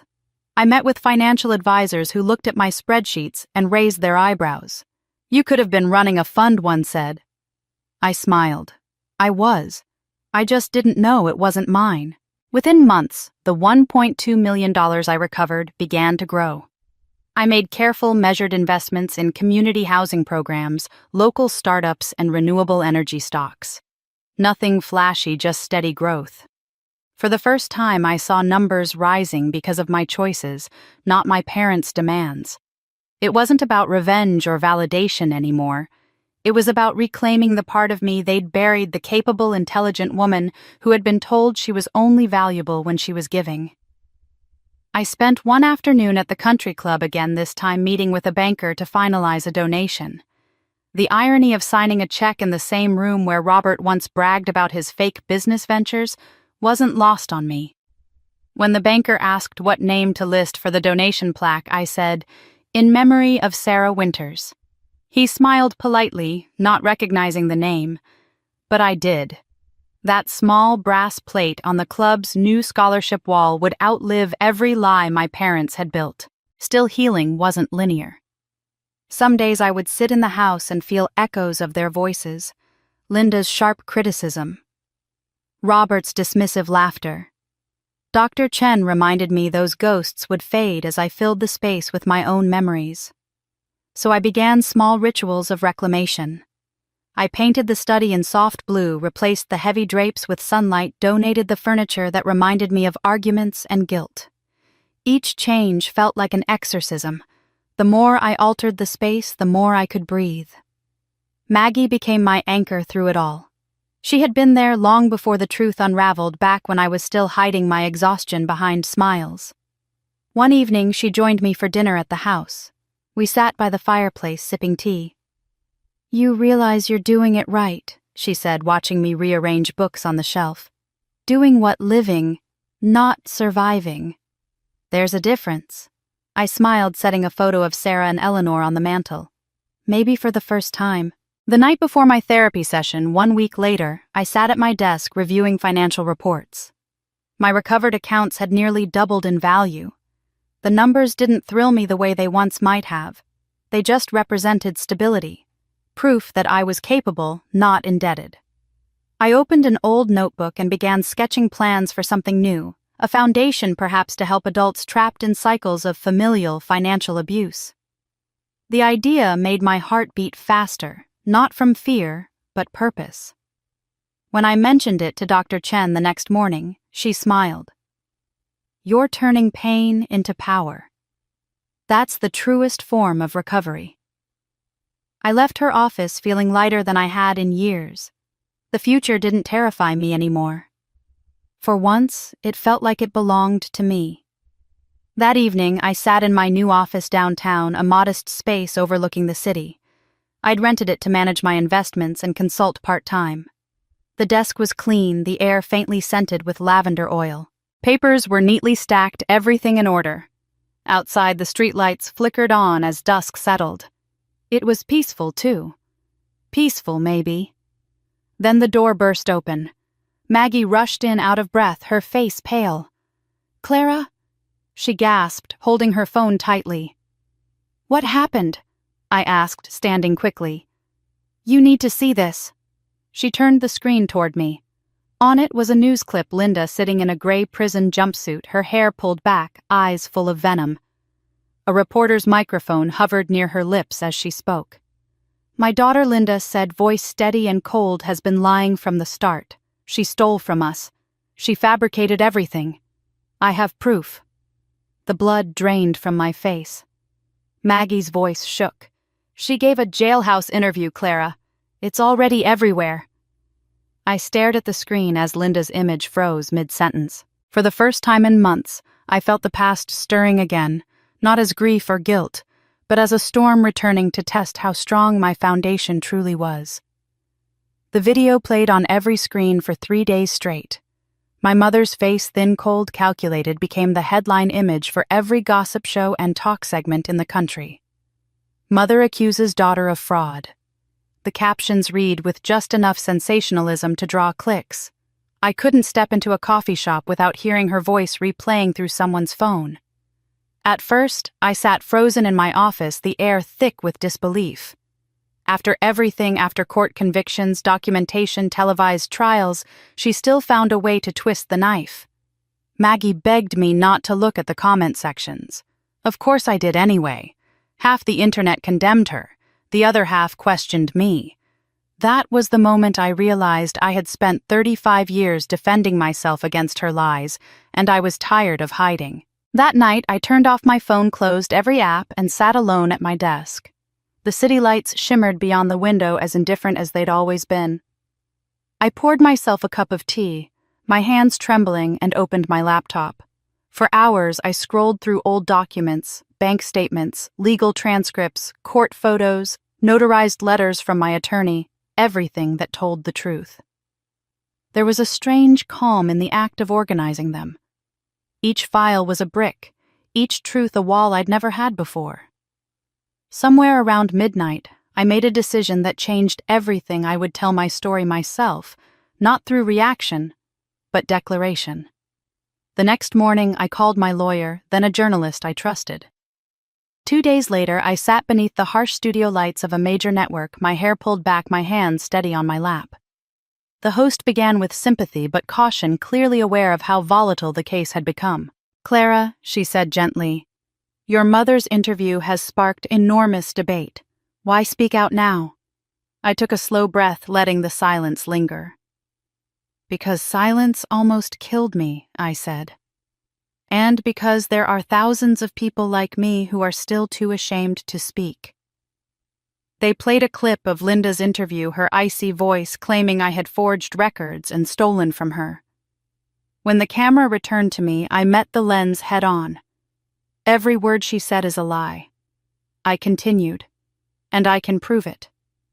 What followed wasn't drama, it was evidence.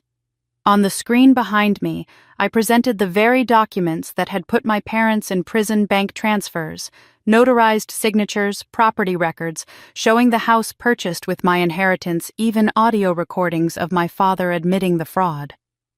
The host's expression shifted from professional neutrality to something like awe.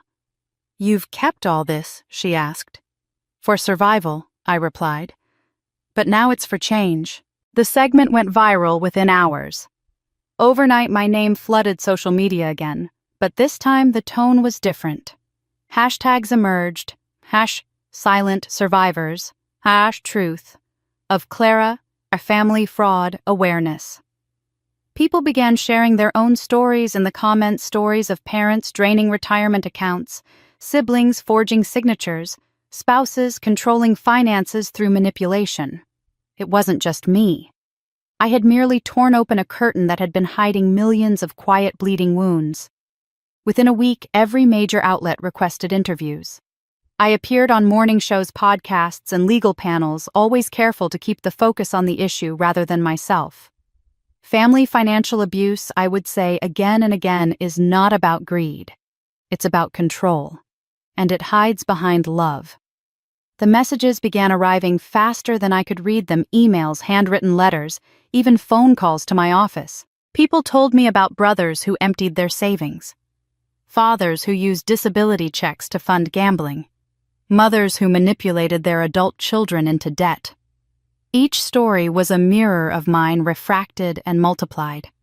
I realized that what I had lived wasn't rare, it was epidemic. So I sold the house. Every room still whispered of my parents' cruelty, no matter how much paint or sunlight I poured into it. The proceeds, just over $900,000 after taxes and fees, became the seed money for something new. I registered the Silent Survivors Foundation within 2 weeks, naming it in honor of every person who had ever stayed quiet to keep the peace. Maggie came on as operations manager, her practical mind balancing my vision. We rented a small office suite downtown. Nothing glamorous. 2 desks, mismatched chairs, and a borrowed coffee machine that sputtered more than it brewed.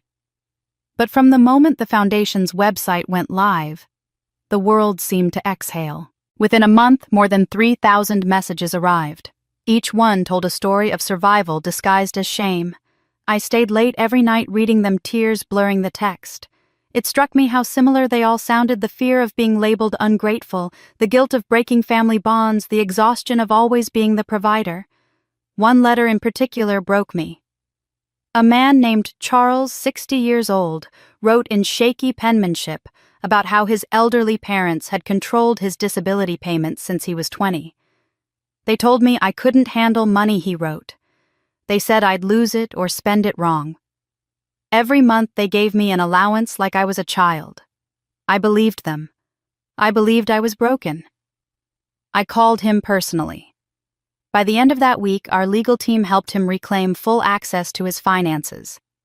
When his first independent payment came through, he sent a photo of himself holding the check, grinning through tears. That single image became the foundation's first victory post. Beneath it, we wrote, "You are not broken, you were controlled." The story spread like wildfire. Local news picked it up, then national outlets. Donations poured in from strangers across the country. I spoke at community centers, universities, and social service organizations. At every stop, someone in the audience would stand up and say, "That happened to me too." Then came the call from Washington. A congressional subcommittee on financial crimes requested my testimony. The letter began formally. "Ms. Morrison, your case has brought to light a serious gap in federal protections." But by the time I finished reading, my hands were shaking again. I thought of Sarah, my real mother, and wondered what she would think of me now. Standing before Congress was nothing like television. The room was colder, quieter, every word echoing through microphones and marble walls. When they asked me to state my purpose, I said, to make sure no one else has to pay for being loved the wrong way. I laid out the facts. The lack of legal recognition for financial coercion within families, the outdated systems that treat adult victims as willing participants. Several representatives took notes furiously. Others simply stared, perhaps thinking of their own families. When it ended, one congresswoman approached me privately. "You've opened a door most people don't even want to admit exists," she said. "We're drafting a bill." I walked out of that building into crisp afternoon sunlight, the dome gleaming overhead. For the first time, I didn't feel small under it. I felt like a thread in something larger, a story that wasn't ending, only evolving. Back at the foundation, our staff had grown. What began as 2 people and a coffee machine was now a team of 8, all survivors themselves. We set up a helpline, legal referral network, and financial literacy workshops. We even partnered with credit unions to create fresh start accounts for victims reclaiming independence. Each success was a quiet triumph, the kind that didn't make headlines but changed lives. Still, there were nights I couldn't sleep. The part of me conditioned to brace for retaliation never fully disappeared. I knew Linda wouldn't accept silence for long. She had always found ways to twist truth until it bent toward her. Whenever I saw news about prison interviews or exposés, a small, cold worry pulsed under my ribs. Then one morning, Maggie walked into my office carrying a thick envelope. "This came by registered mail," she said softly, setting it on my desk. I frowned at the unfamiliar handwriting. The return address was a federal correctional facility. I hesitated, tracing the rough edges before opening it. Inside was a single sheet of lined paper folded neatly. The handwriting was delicate, careful. "Dear Clara," it began. "My name is Evelyn. I'm your mother's cellmate." My breath caught. "She talks in her sleep." The letter continued. "I don't know if you want to know what she says, but you need to. Because it's not about the past. It's about something she hid. Something she's afraid will still be found." I read the last line 3 times before the words truly sank in. "You think the story is over?" Evelyn had written, but Linda doesn't. Not yet. The letter from Evelyn sat on my desk for 2 days before I found the courage to call the prison. Every time I reread her words, "She talks in her sleep." Something she hid, a familiar heaviness crept through me. It wasn't fear exactly. It was fatigue. After everything, after courtrooms and verdicts and rebuilding my life, I didn't know if I had the strength to dig any deeper. But the human heart doesn't rest when there are unanswered questions. So I booked a visitor slot, telling myself this would be the last time I'd ever set eyes on my mother. The women's federal prison was 2 hours away, surrounded by flat land and wire fences that shimmered under a harsh noon sun. I expected the sight to fill me with bitterness. Instead, I felt detached, as if I were driving toward someone else's unfinished story. The security checks were routine bag search ID metal detector. The guard glanced at the visitor form and looked at me with something close to recognition. "You're Clara Morrison," he said quietly. "The one from that trial." I nodded, and he muttered, "Guess she finally got what was coming." I didn't answer.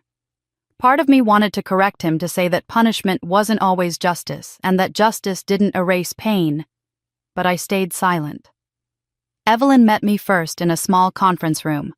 Gray walls, one fluorescent light flickering overhead. She was older than I imagined, silver hair cropped short, a calm presence that filled the space without effort. "Clara," she said, extending her hand.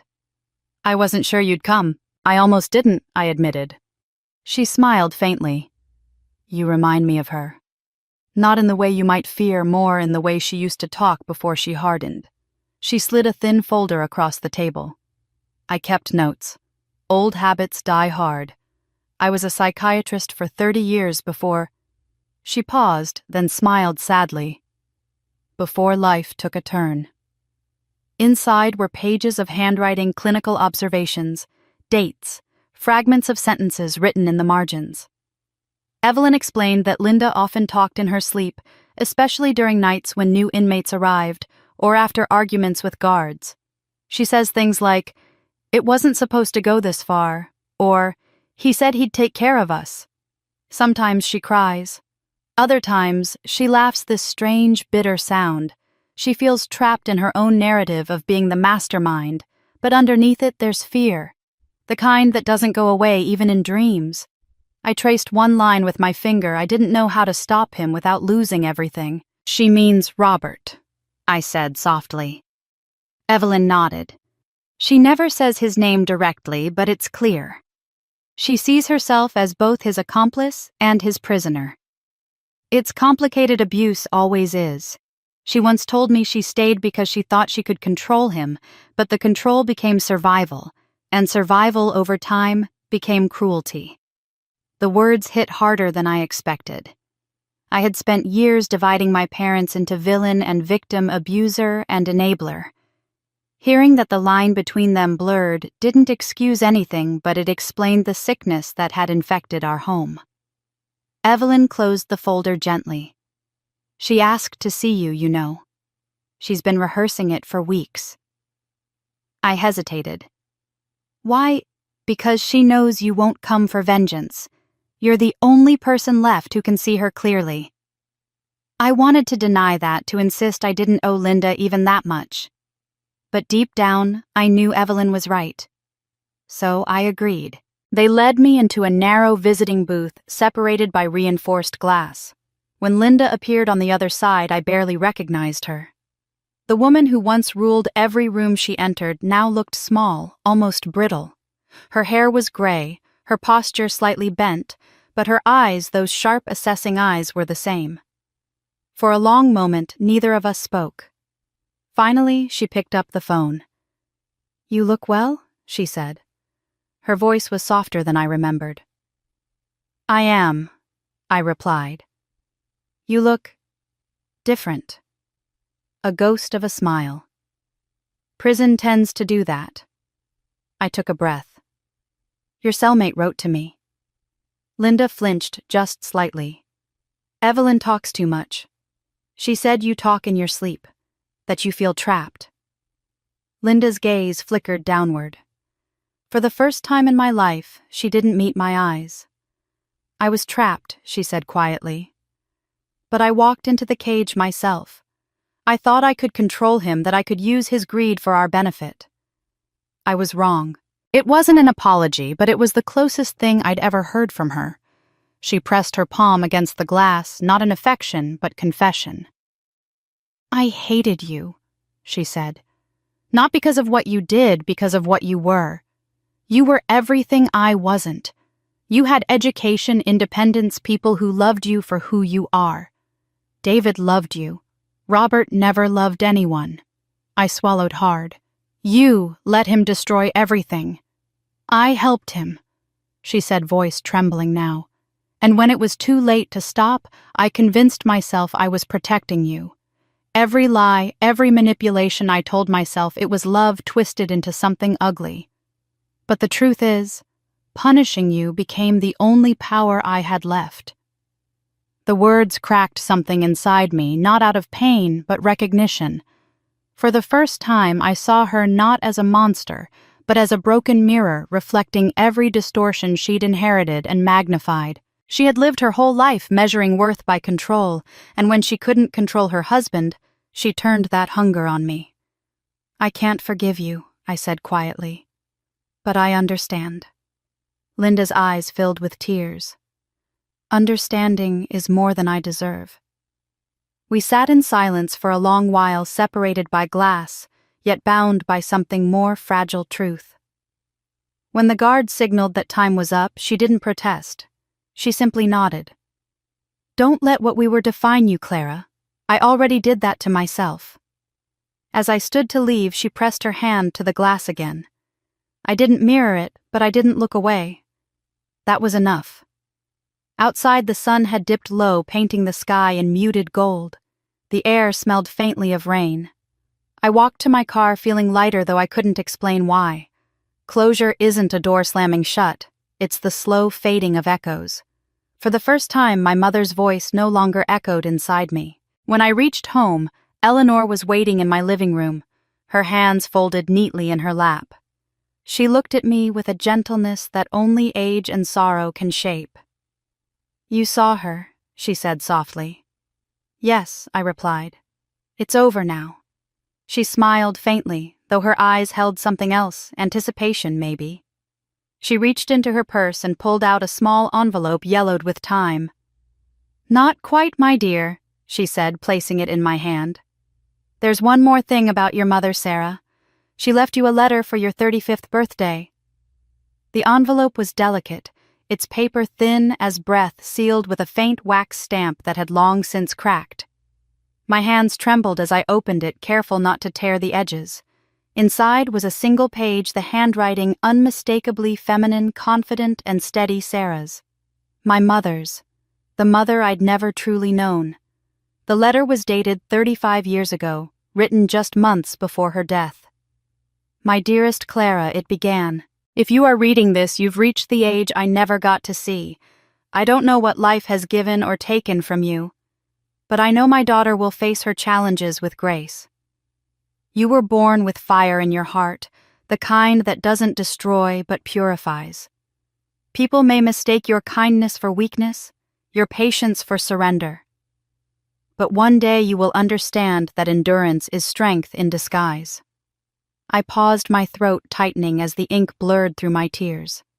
"There may come a time," the letter continued, "when you will feel alone, when those who should love you become the ones who hurt you most. When that happens, remember you are not what they say. You are not what they take. You are what survives." The words hit me like a heartbeat from the past. Somehow she knew, as if the blood that connected us carried an understanding beyond years or logic. "And when you finally break your silence," the letter ended, "you will not just free yourself. You will give others permission to do the same. That is your purpose, my Clara.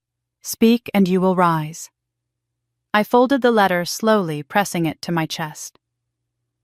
Outside, morning sunlight streamed through the window, washing the room in gold. It was my 36th birthday. I hadn't planned anything special, but somehow that felt right. I didn't need candles or cake. The gift I'd been waiting for had finally found me. In the months that followed, the Silent Survivors Foundation grew faster than anyone predicted. Donations turned into partnerships, and partnerships turned into national programs. Then, one afternoon, I received a call from a senator's office. The federal government had approved a new round of funding for organizations combating family-based financial exploitation, and the Silent Survivors Foundation was at the top of the list. When the official letter arrived, the seal embossed in navy and gold, I could hardly believe it. Federal recognition. Something I never imagined would come from my pain. With the funding came an offer. They wanted me to serve as executive director with a salary 3 times what I once made as an accountant. For a moment, I just sat there staring at the letter. Once I had worked myself to exhaustion to support those who manipulated me. Now I was being paid to help others free themselves from that same trap. Life in its strange symmetry had found balance. The day of my public appointment, I stood before cameras again, but this time I wasn't trembling. Reporters called out questions, flashes burst, but I smiled and answered calmly, grounding each word in truth. Family financial abuse. I said is not rare, it's simply invisible. But invisible doesn't mean powerless. It means it's time to bring it into the light. The following spring, I was invited to speak at the United Nations.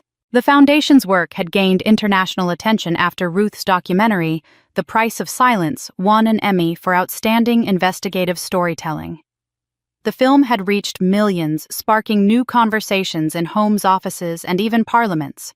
Ruth sent me a message before the event. "You turned tragedy into testimony. Don't forget you're the story now." Standing behind the podium at the UN, I looked out at a sea of faces, leaders, journalists, survivors. I spoke about patterns of control disguised as care, about the thousands of letters we had received from victims who thought they were alone.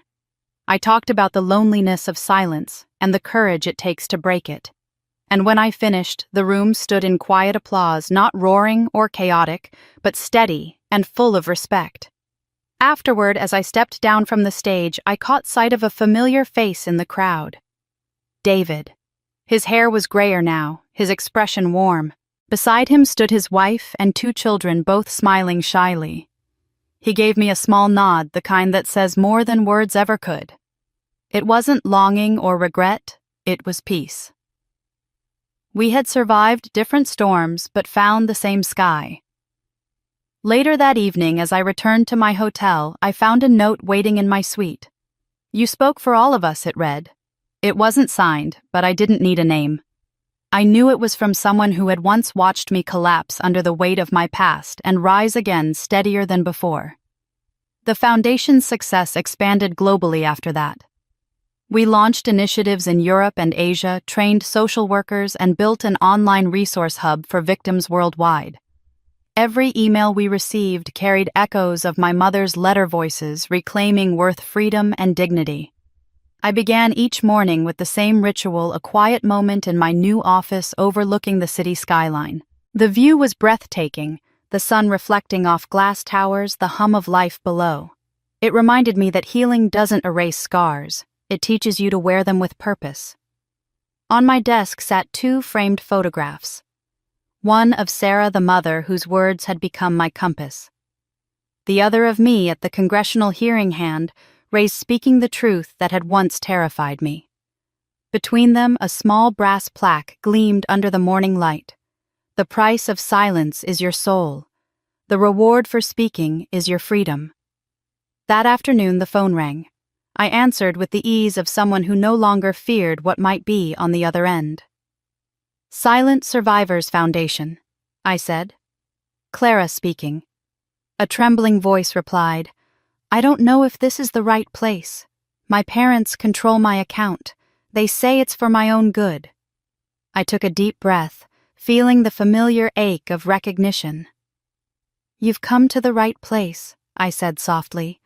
"You're not alone anymore." After I hung up, I turned toward the window. The city stretched endlessly ahead, messy, bright, alive. Somewhere out there, another story was beginning, another voice breaking its silence. And in that moment, I knew my mother had been right. The fire inside me hadn't burned me down, it had remade me. I was no longer the woman carrying the world on her shoulders. I had built one of my own, where others could finally set theirs down. Clara's story reminds us that silence can become a cage, and breaking it is never easy. But every voice that dares to speak becomes a light for someone still trapped in the dark. Through pain, betrayal, and loss, she discovered that true justice isn't about revenge or punishment. It's about reclaiming your peace, your purpose, and the power to stand tall again. Maybe her journey makes you think about your own. What does freedom mean to you when it comes from within, not from approval or forgiveness? Stories like this are not just meant to be heard. They're meant to start conversations to remind us that healing is a shared act. If Clara's strength touched you, I invite you to subscribe to the channel so you don't miss the next story of resilience, courage, and second chances. And I'd love to hear your thoughts. What would you have done if you were in Clara's place? Do you believe understanding someone's pain can ever replace forgiveness? Leave your reflections in the comments below, and let's talk about how silence ends, one voice, one story at a time.